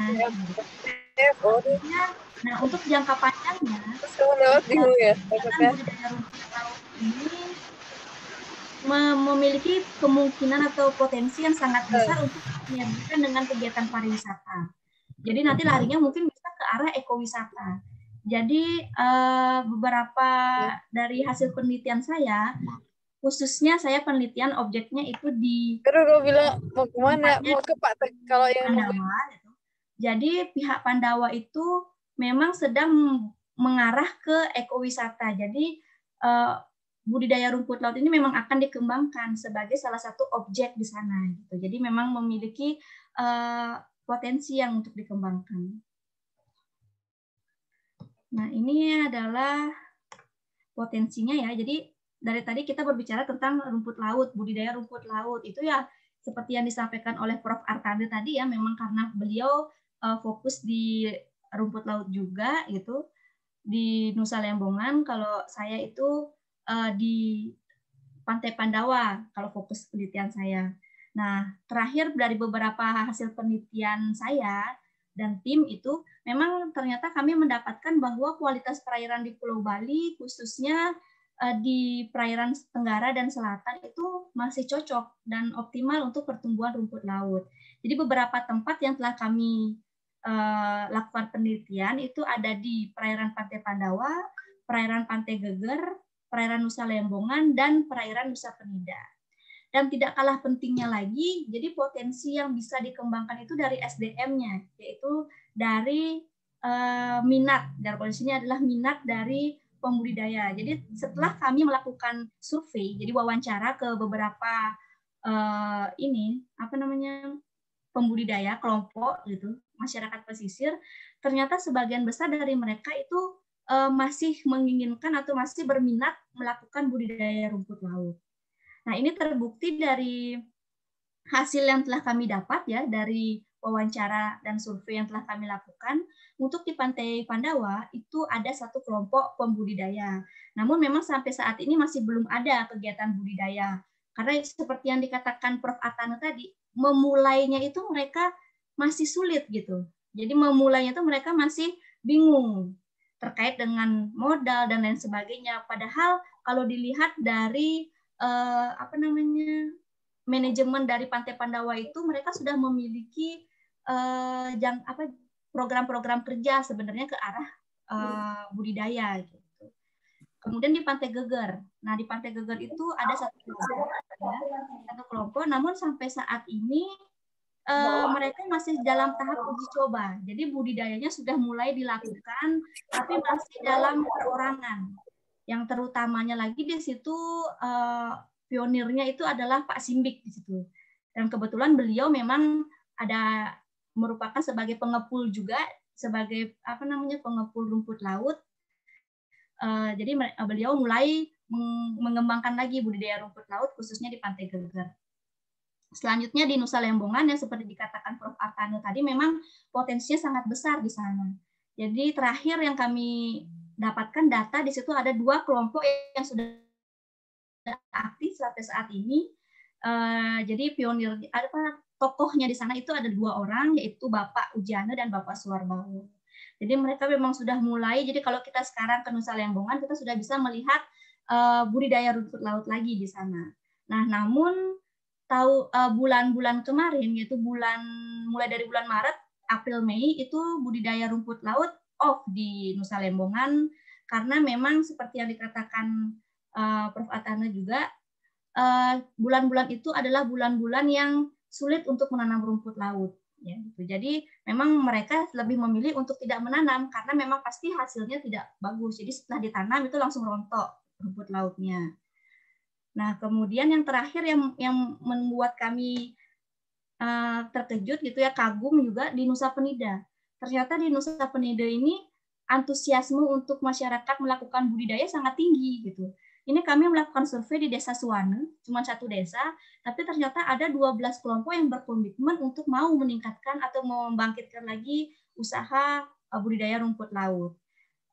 Di sini mereka mulai mencoba lagi bagaimana sih cara melakukan budidaya itu supaya mendapatkan hasil yang paling baik gitu. Jadi karena kasusnya sama untuk di beberapa tempat itu, memang kalau metode konvensional, jadi kalau ditanam biasa itu hasilnya nggak bagus. Jadi mereka melakukan inovasi teknik penanaman sehingga hasilnya nanti akan menjadi bagus gitu. Nah, ini juga hasil penelitian kami ya di tahun 2016 itu, ini lokasinya di Pantai Pandawa. Kami melakukan survei terhadap mantan-mantan sih waktu itu ya, karena tidak ada budidaya lagi di situ, mantan anggota kelompok budidaya gitu. Jadi dari survei yang kami lakukan, ada 4 poin yang menjadi kendala mereka, sehingga mereka lebih beralih menjadi pelaku pariwisata. Nah, jadi poin pertama atau yang paling umum, yang paling banyak mereka jawab itu adalah karena rumput lautnya nggak tumbuh. Gitu. Jadi rumput lautnya tidak bisa tumbuh. Jadi mereka malas gitu. Ngapain saya harus melakukan budidaya sedangkan apa yang saya lakukan itu nggak bagus hasilnya. Nah, itu yang mereka katakan pada waktu itu. Kemudian harga. Nah, seperti yang disampaikan sebelumnya, Pak Kadis juga mengatakan, jadi memang harganya itu naik turun, terutama di tahun 2016 itu memang harganya sangat anjlok, sehingga mereka tidak mendapatkan keuntungan di sana. Terlebih lagi, tidak ada pasar malah. Jadi, kalau kita lihat di tahun tersebut, yang kami amati waktu itu, jadi banyak sekali mereka mempunyai rumput laut kering yang memang tidak ada yang membeli gitu. Jadi sangat disayangkan sekali pada waktu itu rumput lautnya banyak di gubuk-gubuk yang mereka punya sebagai lokasi tempat untuk menyimpan, itu sangat mereka banyak punya stok gitu, tapi tidak ada yang membeli pada waktu itu. Nah, itu sangat menyedihkan kalau kita lihat. Nah, kemudian di antara 3 faktor tadi itu ternyata ada yang membuat mereka menjadi semakin mantap untuk beralih gitu, karena memang pariwisatanya meningkat gitu.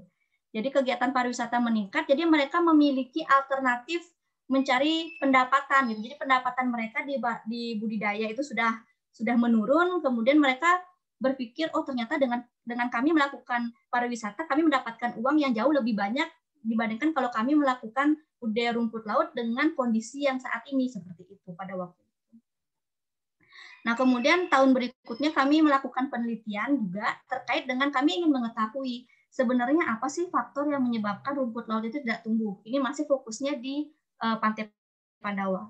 Ya, seperti yang dikatakan Prof. Artana tadi di penelitiannya, di hasil penelitiannya itu memang karena dimakan predator. Jadi ada hama dan gulma di situ.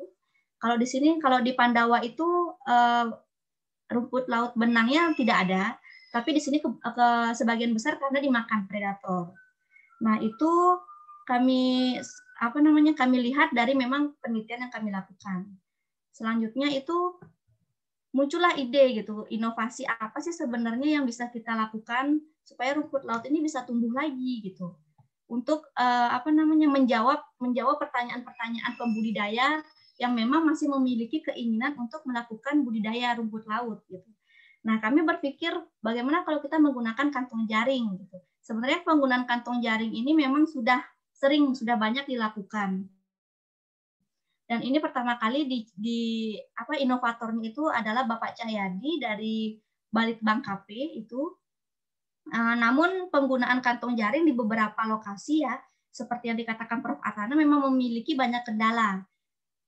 Terutama masalah investasinya memang pasti lebih besar karena harus mengeluarkan uang lebih untuk membuat atau membeli jaring.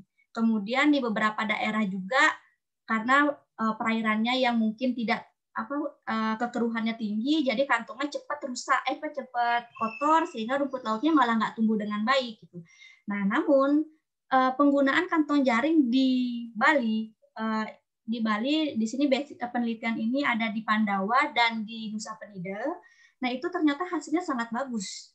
Dan itu sudah diakui oleh pembudidaya di sana. Jadi mereka sebenarnya antusias untuk menanam lagi dengan menggunakan kantong jaring ini.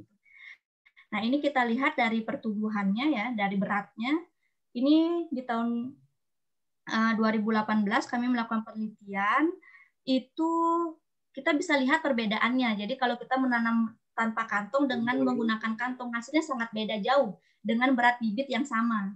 Nah, itu kemudian di tahun berikutnya juga kami melakukan budidaya, tapi dengan ini beda bulan. Jadi kami melakukan mencoba budidaya rumput laut di bulan-bulan yang menurut pembudidaya itu nggak mungkin melakukan budidaya gitu.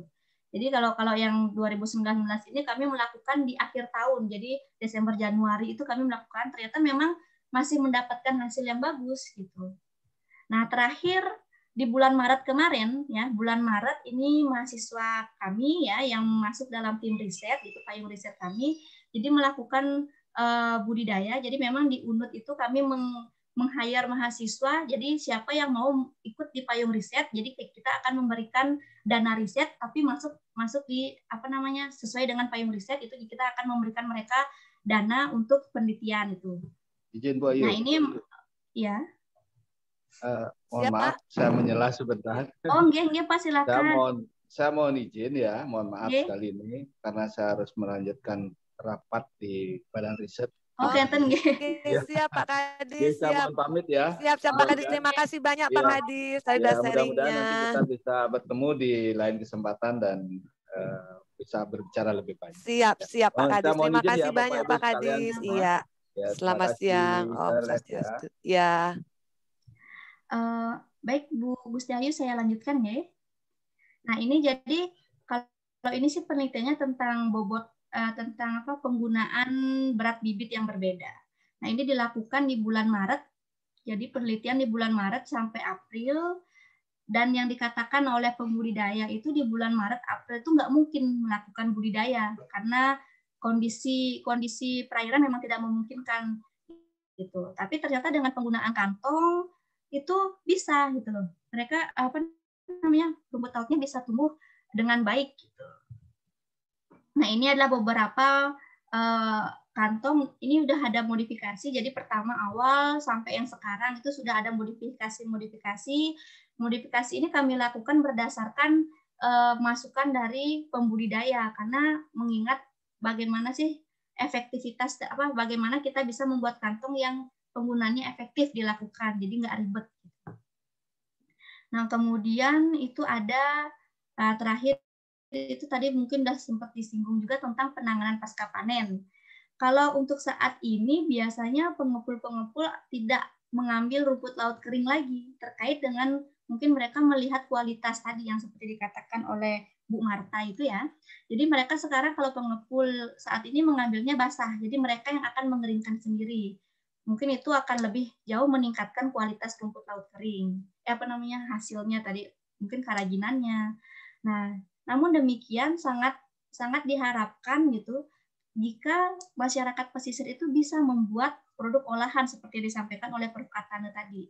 Dan kami di Kelautan memang sudah memberikan beberapa edukasi melalui pengabdian masyarakat tentang pelatihan-pelatihan skala rumah tangga untuk membuat produk-produk yang bisa dijual gitu. Namun kendalanya saat ini memang seperti dikatakan tadi sebelumnya, mereka belum bisa melakukan pengemasan dan pemasaran yang baik. Jadi masalahnya di situ. Jadi mungkin nanti dari MPHPI ini mungkin bisa memberikan solusi-solusi cerdas itu supaya bisa meningkatkan perekonomian di wilayah pesisir, terutama di Bali. Nah, ini yang terakhir. Mungkin ini adalah produk unggulan kami dari Kelautan ya. Jadi kami mencoba membuat website mungkin Shopee-nya perikanan gitu ya. Ya, Shopee-nya khusus perikanan. Shopee-nya perikanan. Jadi tapi ini masih baru dibuat ya. Akan launching di bulan September nanti. Jadi kami masih merancang. Jadi nanti karena di sini memang ada pelaku-pelaku ya, apalagi di sini pelaku usaha produk perikanan gitu kan. Nah, di sini bisa dimanfaatkan ini tokoikan.id ini untuk memasarkan. Jadi siapapun masyarakat umum dapat menjadi ikut jualan di sini, kemudian siapapun bisa membeli di sini ya, seperti kita belanja dan berjualan di Shopee. Nah, inilah diharapkan dengan adanya tokoikan.id ini kita bisa memasarkan produk lebih gampang dan lebih mudah sehingga masyarakat itu lebih mudah mengetahui produk perikanan mana sih atau produk perikanan apa saja yang ada dan bisa kita manfaatkan. Semoga dengan adanya tokoikan.id ini produk perikanan kita khususnya di Bali dan Indonesia umumnya bisa meningkat gitu. Jadi harapan besar dari kami. Gitu. Oke, iya. Mungkin sekian yang bisa saya sampaikan. Siap Bu Ayu. Nanti ngomong-ngomong nanti produk-produknya dari Poltekap Jemberana bisa nih masuk ke tokoikan.id ini ya. Kami membuka selebar-lebarnya. Iya. Baik, terima kasih Bu Ayu untuk materinya. Terima kasih untuk seluruh narasumber juga. Mudah-mudahan semua masih stay di sini ya. Artinya waktu memang sudah beranjak semakin siang, tapi sebenarnya obrolan kita tuh seru banget gitu loh. Dari mulai potensi yang ada di Bali, potensi yang ada di Indonesia tentang rumput laut, dari mulai materinya Bu Dr. Ningsih sampai materi yang terakhir ini memang semuanya menarik ya. Artinya bahwa rumput laut itu ternyata potensial luar biasa dan tidak hanya bisa juga untuk pangan saja, tapi juga bisa untuk non-pangan. Nah, kita akan masuk kepada sesi diskusi. Baik, saya akan membacakan dulu ada pertanyaan yang memang dari awal sudah muncul pertanyaan ini. Saya ingin menyapa dulu Ibu Marta, masih bersama kita? Iya, Bu. Iya, ini ada pertanyaan untuk Ibu Marta. Iya, sebentar.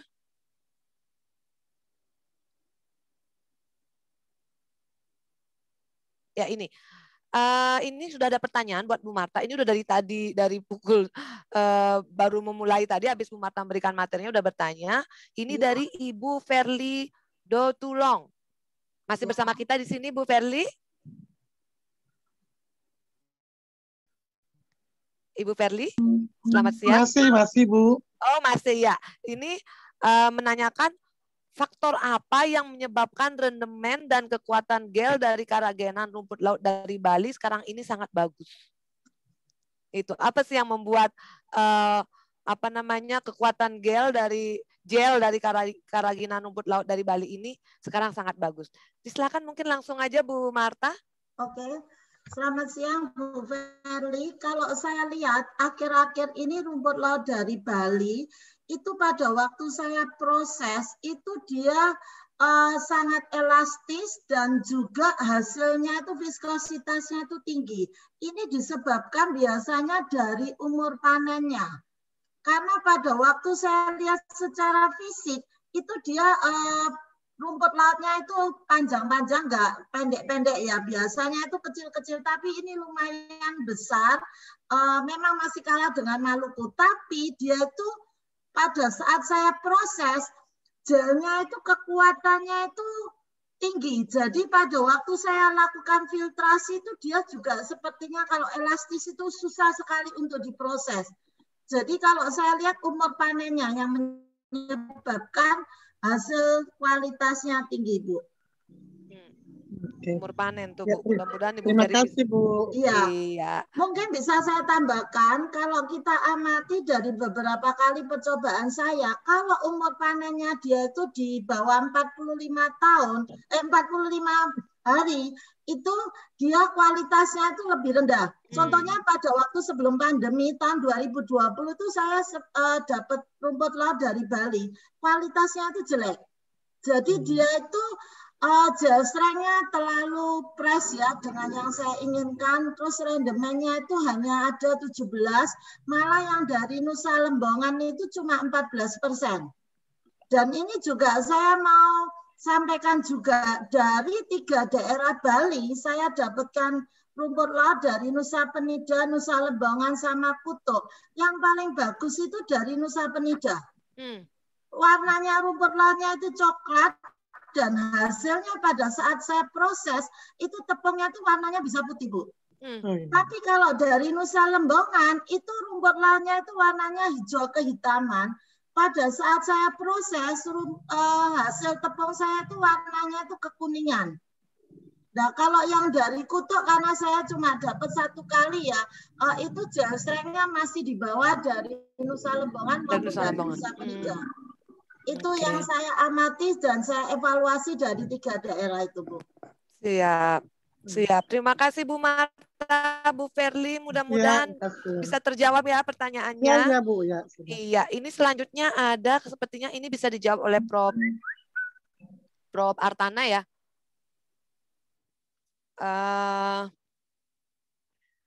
Di sini ada Taruni Vera Wulandari, ini Taruni dari Politeknik KP Jembrana, menyampaikan apakah boleh dilakukan pembudidaya rumput laut dengan mengajak masyarakat dengan tujuan menghasilkan budidaya rumput laut dan juga sebagai pariwisata dalam pembelajaran seputar rumput laut.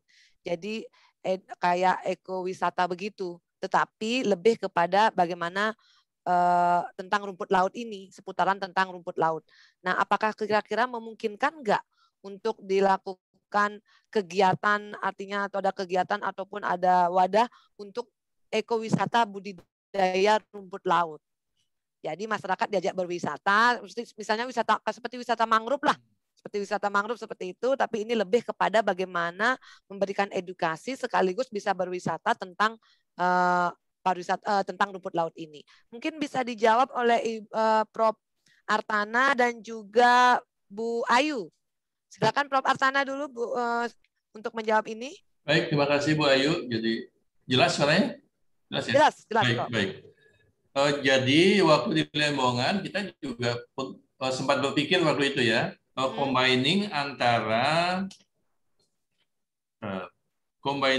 seaweed dengan coral garden. Jadi kita mau mengawinkan, kembalikan beberapa site terumbu karang, kemudian juga dikombin dengan budidaya rumput laut. Jadi dengan demikian dia kelihatan indah, ada taman hijaunya, ada karangnya gitu ya.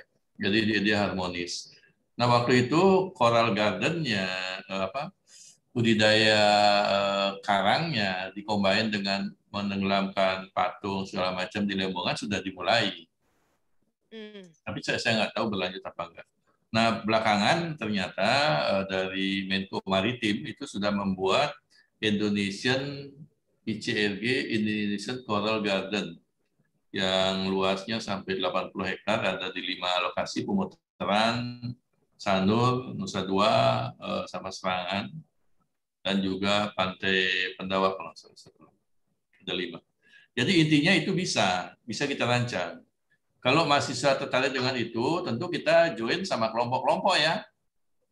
Dengan kelompok-kelompok, tidak sendiri. Dan rumput laut itu dia punya kelompok-kelompok. Kalau kita datang, kita punya konsep, join sama mereka, pasti mereka welcome. Asal prinsipnya nanti ada win-win-nya gitu ya. Mahasiswa dapat apa, lalu masyarakat lokal dapat value added tertentu. Saya kira itu peluang yang bagus. Iya. Kasih. Dan ini juga bisa dengan adanya kampus Merdeka ini ya, Prof. Jadi ini peluang yang bagus tidak hanya untuk mahasiswa Udayana, pastinya juga untuk taruna-taruni Politeknik KP Jemberana juga bisa nanti tuh join Bu Silu untuk bisa join. Kalau terkait dengan kampus Merdeka mungkin bisa dikaitkan dengan mahasiswa mengajar ya. Jadi buat program edukasi tentang rumput laut itu dari proses dari hulu sampai hilirnya ditangani, kemudian diaplikasikan satu daerah, kita keroyok rame-rame. Beberapa mahasiswa dari Jemberana juga mahasiswa kita lakukan edukasi lalu dengan hasil yang real. Saya kira itu bagus. Iya, siap. Ya, kebetulan juga Taruni Vera ini perlu saya sampaikan, dia kalau dibilang mahasiswa mengajar, dia memang sudah mengajar. Pada waktu dia melaksanakan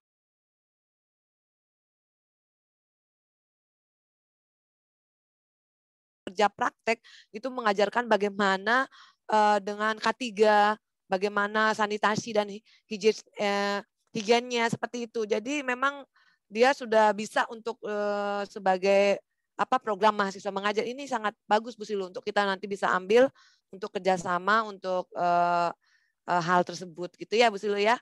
Jadi nanti karena memang taruna-taruni kita punya potensi untuk itu. Jadi bisa bekerja sama dengan para mahasiswa di Udayana, bisa untuk yang apa yang disampaikan oleh Prof. Artana tadi. Baik, mungkin Bu Ayu bisa menambahkan sedikit saya tambahkan. Ya, siap. Terkait dengan Merdeka Belajar mahasiswa mengajar ini, itu bisa aja nanti di-combining, mahasiswa itu ada di lapangan, lalu dia mahasiswa juga memfasilitasi, meng-attract beberapa saintis atau dosen atau ilmuwan untuk join bersama mengajari masyarakat. Jadi tidak hanya ilmunya dari mereka saja, tapi dia juga menstimulir gitu atau memfasilitasi dosen-dosen lain yang ikut mengajar di daerah itu. Saya kira itu. Terima kasih. Iya, terima kasih Prof. Baik, terima kasih. Selanjutnya mungkin Bu Ayu mau menambahkan? Disilahkan. Baik, terima kasih Bu Gustayu. Jadi memang di sini pembudidayaan rumput laut memang berbasis masyarakat pesisir jadi gitu. Ya terutama kalau fokus kerja saya kan di Pantai Pandawa dan kami sudah memiliki kerjasama di sana dan memang pengelola Pantai Pandawa itu sudah berkomitmen untuk kedepannya akan membuka ekowisata. Nah, ekowisata di situ ada objek-objeknya, ada terumbu karang, kemudian salah satunya itu ada rumput laut. Jadi nanti ada paket-paket tur rumput laut. Jadi mungkin nanti rumput laut itu akan dibuat sedemikian rupa ininya penanamannya. Jadi tidak konvensional seperti yang kita ketahui. Jadi akan dibuat menarik sehingga masyarakat itu mungkin turis atau yang ingin melihat itu menjadi tertarik. Gitu. Jadi itu memang sedang kita garap di situ untuk ini. Mungkin di daerah-daerah lain penida juga, unsur penida juga memang arahnya juga ke sana. Maka kantong ini tidak semata-mata untuk melindungi rumput laut, juga akan bisa bernilai jual gitu. Jadi masyarakat bisa melihat yang berbeda gitu. Jadi mungkin kalau di mangrove masyarakat atau turis bisa menanam mangrove, nanti di rumput laut masyarakat bisa diajak untuk sama-sama bagaimana menanam rumput laut di kantong-kantong yang kita siapkan. Jadi seperti itu. Ya, mungkin nanti juga tidak hanya menanam ya. Artinya untuk lebih seru, mungkin diajak bagaimana mengolah rumput laut. Mungkin itu juga untuk lebih bagaimana mengolah rumput laut menjadi permen seperti tadi disampaikan menjadi ini, itu mungkin pada akhirnya segala usia bisa untuk belajar di sana, dari anak kecil sampai dewasa bisa untuk belajar dan sambil berwisata ya. Jadi tidak hanya menanamnya tapi juga bagaimana mengolahnya. Oke, baik. Terima kasih Bu Ayu, Prof. Atana. Jadi mudah-mudahan tadi sudah terjawab ya, Vera ya, apa yang menjadi pertanyaan Vera. Dan selanjutnya di sini ada pertanyaan untuk Bu Resti nih. Bu Resti kan penelitiannya tentang surfaktan ya dari alga ekotoni. Nah, di sini ada pertanyaan, apa kendala yang dihadapi agar riset ini dapat dikembangkan untuk level skala industri? Ini biasanya memang menjadi pertanyaan-pertanyaan umum biasanya bagi peneliti-peneliti apabila penelitiannya tentang bagaimana memproduksi. Pasti pertanyaannya apa biasanya kendala untuk level penelitian ini, riset ini dapat dikembangkan untuk skala industri. Silakan Bu Resti. Baik, terima kasih atas pertanyaannya. Jadi sebenarnya surfaktan yang dibuat dari alga ini disebut dengan biosurfaktan. Kalau kelebihannya yang pertama, dia itu belum banyak di Indonesia bahkan di dunia, karena selama ini biosurfaktan yang dihasilkan itu kebanyakan masih dalam skala laboratorium. Jadi kalau memang mau mengembangkan ini nih, chance-nya dan juga ke depannya profitnya akan besar. Namun memang ada beberapa kendala juga yang kami hadapi saat mengembangkan surfaktan ini. Yang pertama diantaranya karena keadaan sumur setiap produksi minyak itu berbeda-beda, seperti kadar mineralnya, kemudian struktur batuannya. Jadi memang formulasi surfaktannya harus bisa secara detail dipaskan atau dicocokkan dengan kondisi sumur produksi masing-masing. Kemudian yang kedua juga yang saya temui saat melakukan riset surfaktan ini, karena IFT atau tegangan antar permukaan yang dihasilkan masih cukup tinggi, jadi perlu penelitian lebih lanjut yang lebih detail lagi sehingga surfaktan yang dihasilkan dapat memenuhi persyaratan yang sudah disyaratkan oleh SKK Migas. Namun dari penelitian pendahuluan yang sudah saya lakukan, dapat dilihat bahwa Eusema-Cotton ini sebenarnya memiliki nilai konversi produk yang sangat tinggi sekali jika kita memang berhasil menghasilkan surfaktan dari Eusema-Cotton. Kemudian sebenarnya apabila memang memiliki banyak wawasan di bagian rumput laut, salah satu dosen saya juga sudah menemukan formulasi surfaktan dari alga coklat dari Sargassum yang sudah dipatenkan dan sudah bekerja sama dengan industri. Jadi kalau memang itu sudah terbukti, maka Eusema-Cotton ini juga punya chance, punya kesempatan untuk dikembangkan. Namun memang untuk skala laboratoriumnya penelitiannya masih sangat sedikit dan sangat sulit untuk mencari sumbernya, tapi tetap bisa dilakukan. Seperti itu Bu Ayu, terima kasih. Oke, siap Bu Resti, terima kasih banyak. Oke, kita stop dulu sesi pertanyaannya. Kita akan masuk ke sesi door prize. Oke, siap-siap terutama buat para taruna-taruni nih. Oke, untuk door prize-nya di sini untuk pertanyaan pertama. Bagi yang bisa nanti menjawab pertanyaan ini, silakan untuk angkat tangannya ya. Angkat tangan kalau di Zoom bukan angkat tangan ya. Oke, silakan untuk bisa ini sebutkan yang pertama nih, sebutkan 3 kabupaten yang potensi pengembangan rumput laut di Pulau Bali. Oke, tadi udah ada narasumber yang menyampaikan ini. Disilahkan untuk hand. Oke, siapa yang bisa?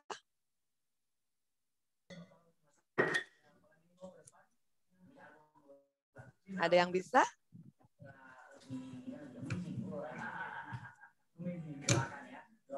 Ayo. Jembrana. Jembrana? Siapa Bu Lu? Bu Silu? Bu Grace Sanggar. Ibu Grace. Iya, Grace Sanger. Oh ya, Bu Grace Sanger. Disilakan Bu Grace. Jembrana. Ya.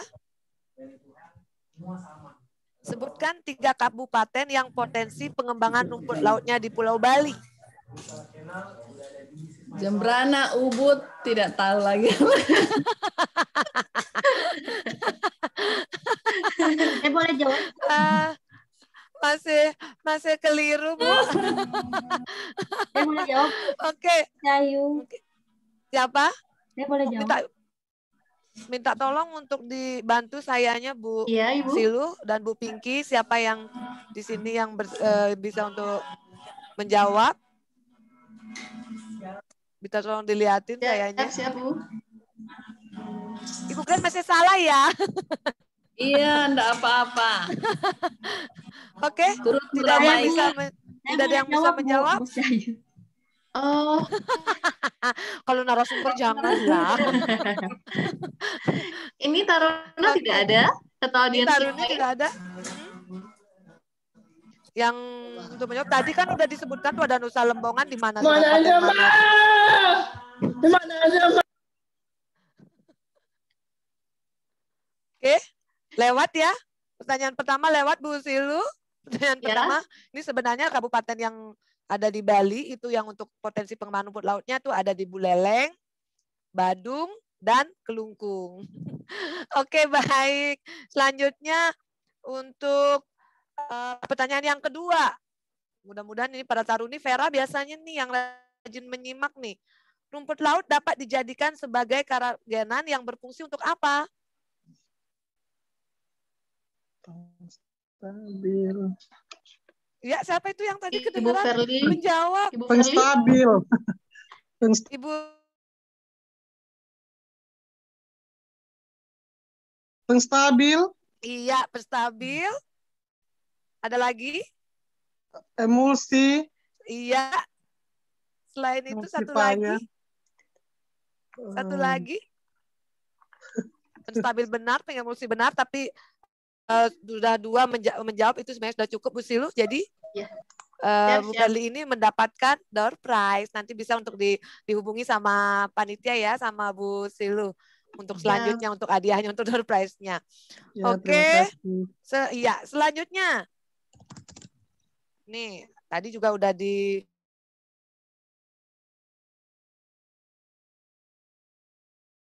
menjadi hama alami bagi pengembangan rumput laut di wilayah Bali Selatan. Tadi sudah ada disampaikan oleh narasumber. Oke, apa yang menjadi hama alami? Boleh ikut jawab? Siapa ini ya? Boleh, Kak? Boleh nggak? Yang lain dulu Bu, Prof. Kasih yang lain dulu. Nanti kalau udah yang lain nggak bisa baru kita. Iya. Oke. Hama alami bagi pengembangan rumput laut di wilayah selatan. Ini from Galaxy di sini tidak tahu nih siapa Gulma menjawabnya. Bagaimana Bu Silu?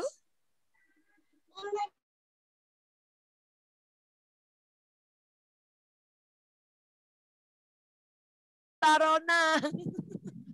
Iya betul, ikan baronang. Boleh, latih predator. Oke, tadi yang menjawab ikan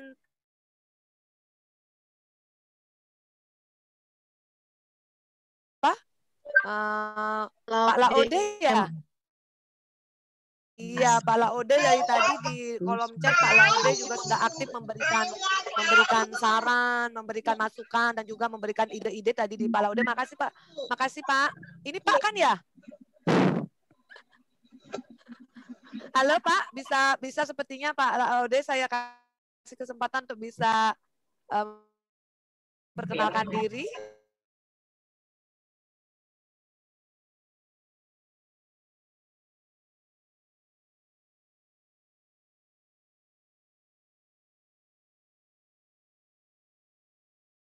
Tip memberikan masukan juga ide dan yang tadi yang menyampaikan kembalikan rumput laut kembali itu adalah Pak Ode tadi ya Pak ya.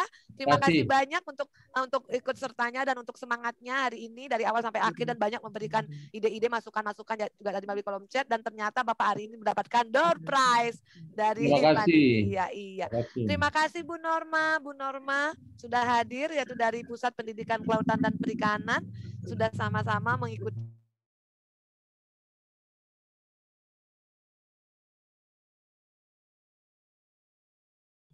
ngobrol bareng kita dari pagi ya, dari pukul 10 waktu Indonesia Tengah, berarti pukul 9 waktu Indonesia Barat sudah kita lalui bersama dan kita sudah sampai pada penghujung acara ngobar kita, tapi bisa saya simpulkan di sini mengenai tema kita hari ini yaitu Bali Back to Rumput Laut, acara ngobar kita bahwa memang Bali memiliki potensi untuk pengembangan rumput laut, terutama untuk wilayah Bali Tenggara dan pengembangan di pesisir Pulau Bali lainnya. Nah, rumput laut tidak hanya dapat diolah menjadi bahan stabil pangan, tetapi juga di bidang non-pangan. Nah, pengembangan rumput laut di Bali memang banyak memiliki kendala. Namun di masa pandemik ini sudah saatnya kembali ke sumber daya alam lokal yang tentunya dapat bekerja sama dengan berbagai holder. Nah, kondisi pandemik saat ini di mana khususnya di Bali mengalami keterpurukan ekonomi dengan mata pencarian utama masyarakatnya yaitu pariwisata sehingga sangat potensial dan pengembangan pengolahan rumput laut. Nah, perlu adanya kerjasama antara hasil-hasil riset akademisi, regulasi pemerintah, dan bidang dunia usaha industri untuk membantu pembudidaya atau petani rumput laut kecil agar semangat kembali mengembangkan budidaya. Sehingga penguasaan teknologi budidaya rumput laut dan kualitas rumput laut dapat dioptimalkan untuk menghasilkan produk-produk yang berkualitas. Itu hasil daripada ngobar bareng setelah kami coba simpulkan, itu adalah hasil daripada ngobar bareng pada hari ini. Dan mudah-mudahan ini bisa menjadi catatan ya Prof. Nurjana untuk MPHPI untuk nantinya bisa berkontribusi dalam mengatasi permasalahan-permasalahan yang terjadi di Indonesia, khususnya nanti di Bali di masa pandemik ini dengan lebih menggalakkan potensi daripada rumput laut ini. Nah, akhir kata saya menyampaikan terima kasih yang sebesar-besarnya kepada seluruh peserta yang hadir dan kepada seluruh narasumber yang hadir pada kesempatan ngobar kali ini dan mudah-mudahan ini ngobar-ngobar ini akan berkelanjutan ya sehingga pada akhirnya nanti bisa mengatasi permasalahan-permasalahan yang ada. Dan mohon maaf apabila saya mewakili panitia nih, mohon maaf apabila dalam pelaksanaan banyak terjadi kekeliruan ataupun ketidaksempurnaan dalam pelaksanaan ngobar ini. Mudah-mudahan ini bisa menjadi evaluasi sehingga nantinya bisa menjadi lebih baik dan lebih baik lagi. Dan saya juga mengucapkan terima kasih atas kesempatannya bisa membantu kegiatan ini. Lebih kurangnya mohon maaf yang sebesar-besarnya. Nanti untuk terkait dengan sertifikat, daftar hadir, nanti silakan untuk berkomunikasi dengan panitia. Saya ingin menyampaikan kepada kita semua, jangan lupa untuk mendiversifikasi pendapatan Anda. Jadi ketika masalah terjadi, kita tidak runtuh. Salah satunya dengan rumput laut ini. Terima kasih, selamat siang. Assalamualaikum warahmatullahi wabarakatuh. Om Santi, Santi, Santi, Om. Salam sejahtera bagi kita sekalian. Jangan lupa bahagia. Salam dari Bali. Salam dari Politeknik Kelautan dan Perikanan Jembrana. Terima kasih. Terima kasih. Kembali ke Pusilu. Terima kasih Bu Moderator. Baik, karena memberkati, sehat semua. Ya, amin. Ya, Sehat-sehat amin. semuanya. Karena acara sudah berakhir, nanti jangan lupa para hadirin untuk mengisi link absensi, sertifikatnya nanti di blast via email atau di link akses yang dapat di share atau diklik nanti di email, kemudian kita akan ada event lagi untuk ngobar, tapi tuan rumahnya di Kalteng. Kemudian, di Kalteng ya? Ya betul. Di Kalteng nanti ada ngobar selanjutnya dan juga ada event. Iya. Iya, Bu Silu, apa kabar? Mohon maaf baru bisa gabung. Oh iya, halo. Alhamdulillah, Bu Mala, apa kabar? Iya, baik Bu Nur. Saya sebetulnya dari tadi ikut cuman pakai 2. Yang satu sedang sitkom, jadi saya nggak bisa bicara. Nah, tapi saya ikut mantau dari pagi. Alhamdulillah lancar ya. Alhamdulillah, insya Allah. Supportnya. Terima kasih. Lanjut Bu Silu, maaf menjela. Iya, tidak apa Ibu. Jadi nanti kita ada event internasional juga MPHPI di Kalsel. Nanti tuan rumahnya, ini sepertinya tadi ada di sini tuan rumahnya. Ada ya Bu, siapa? Bu Firly ya? Bapak mana ya tadi? Udah live sepertinya Ibu. Nanti ditunggu saja infonya di grup untuk MPHPI.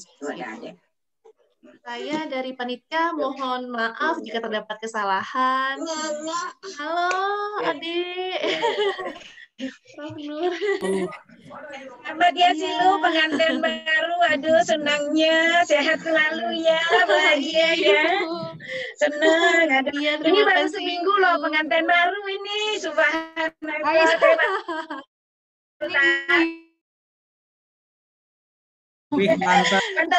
Karena jadi pengantin baru jadi tambah cerah, tapi kebetulan Bu Silu juga dari masa pemulihan, semoga cepat sembuh ya. Karena habis mengalami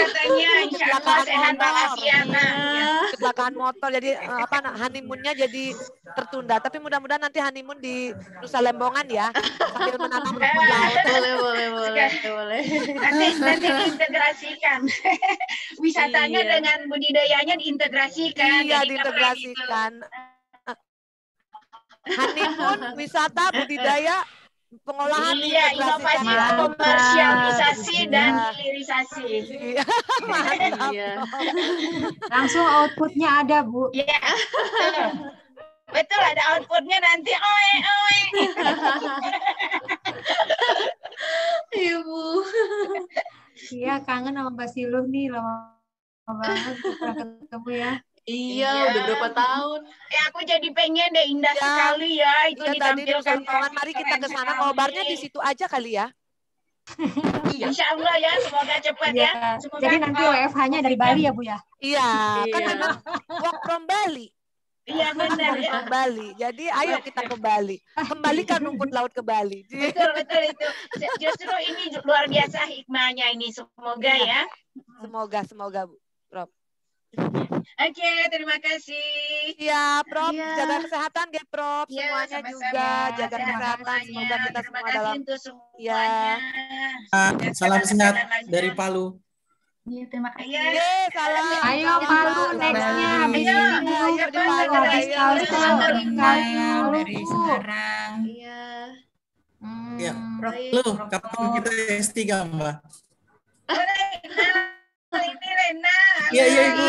Rena tuh di Tarakan ya? Bukan di Palu, Bu, di Palu. Apa kabar?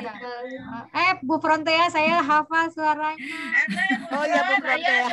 Alhamdulillah sehat ya. Sampai saya izin live ya. Oke. Ya, terima kasih Bayu. Mudah-mudahan kita bisa kerjasama setelah ini ya Bu Ayu. Pasti mau ditunggu. Iya, siap. Terima kasih Bapak Ibu, salam sehat semua. Salam sehat. Ingat prokesnya. Lagi naik COVID-nya ini. Iya, hati-hati semuanya. Baik, kami izin mohon pamit ya. Terima kasih. Ya. Assalamualaikum. Salam.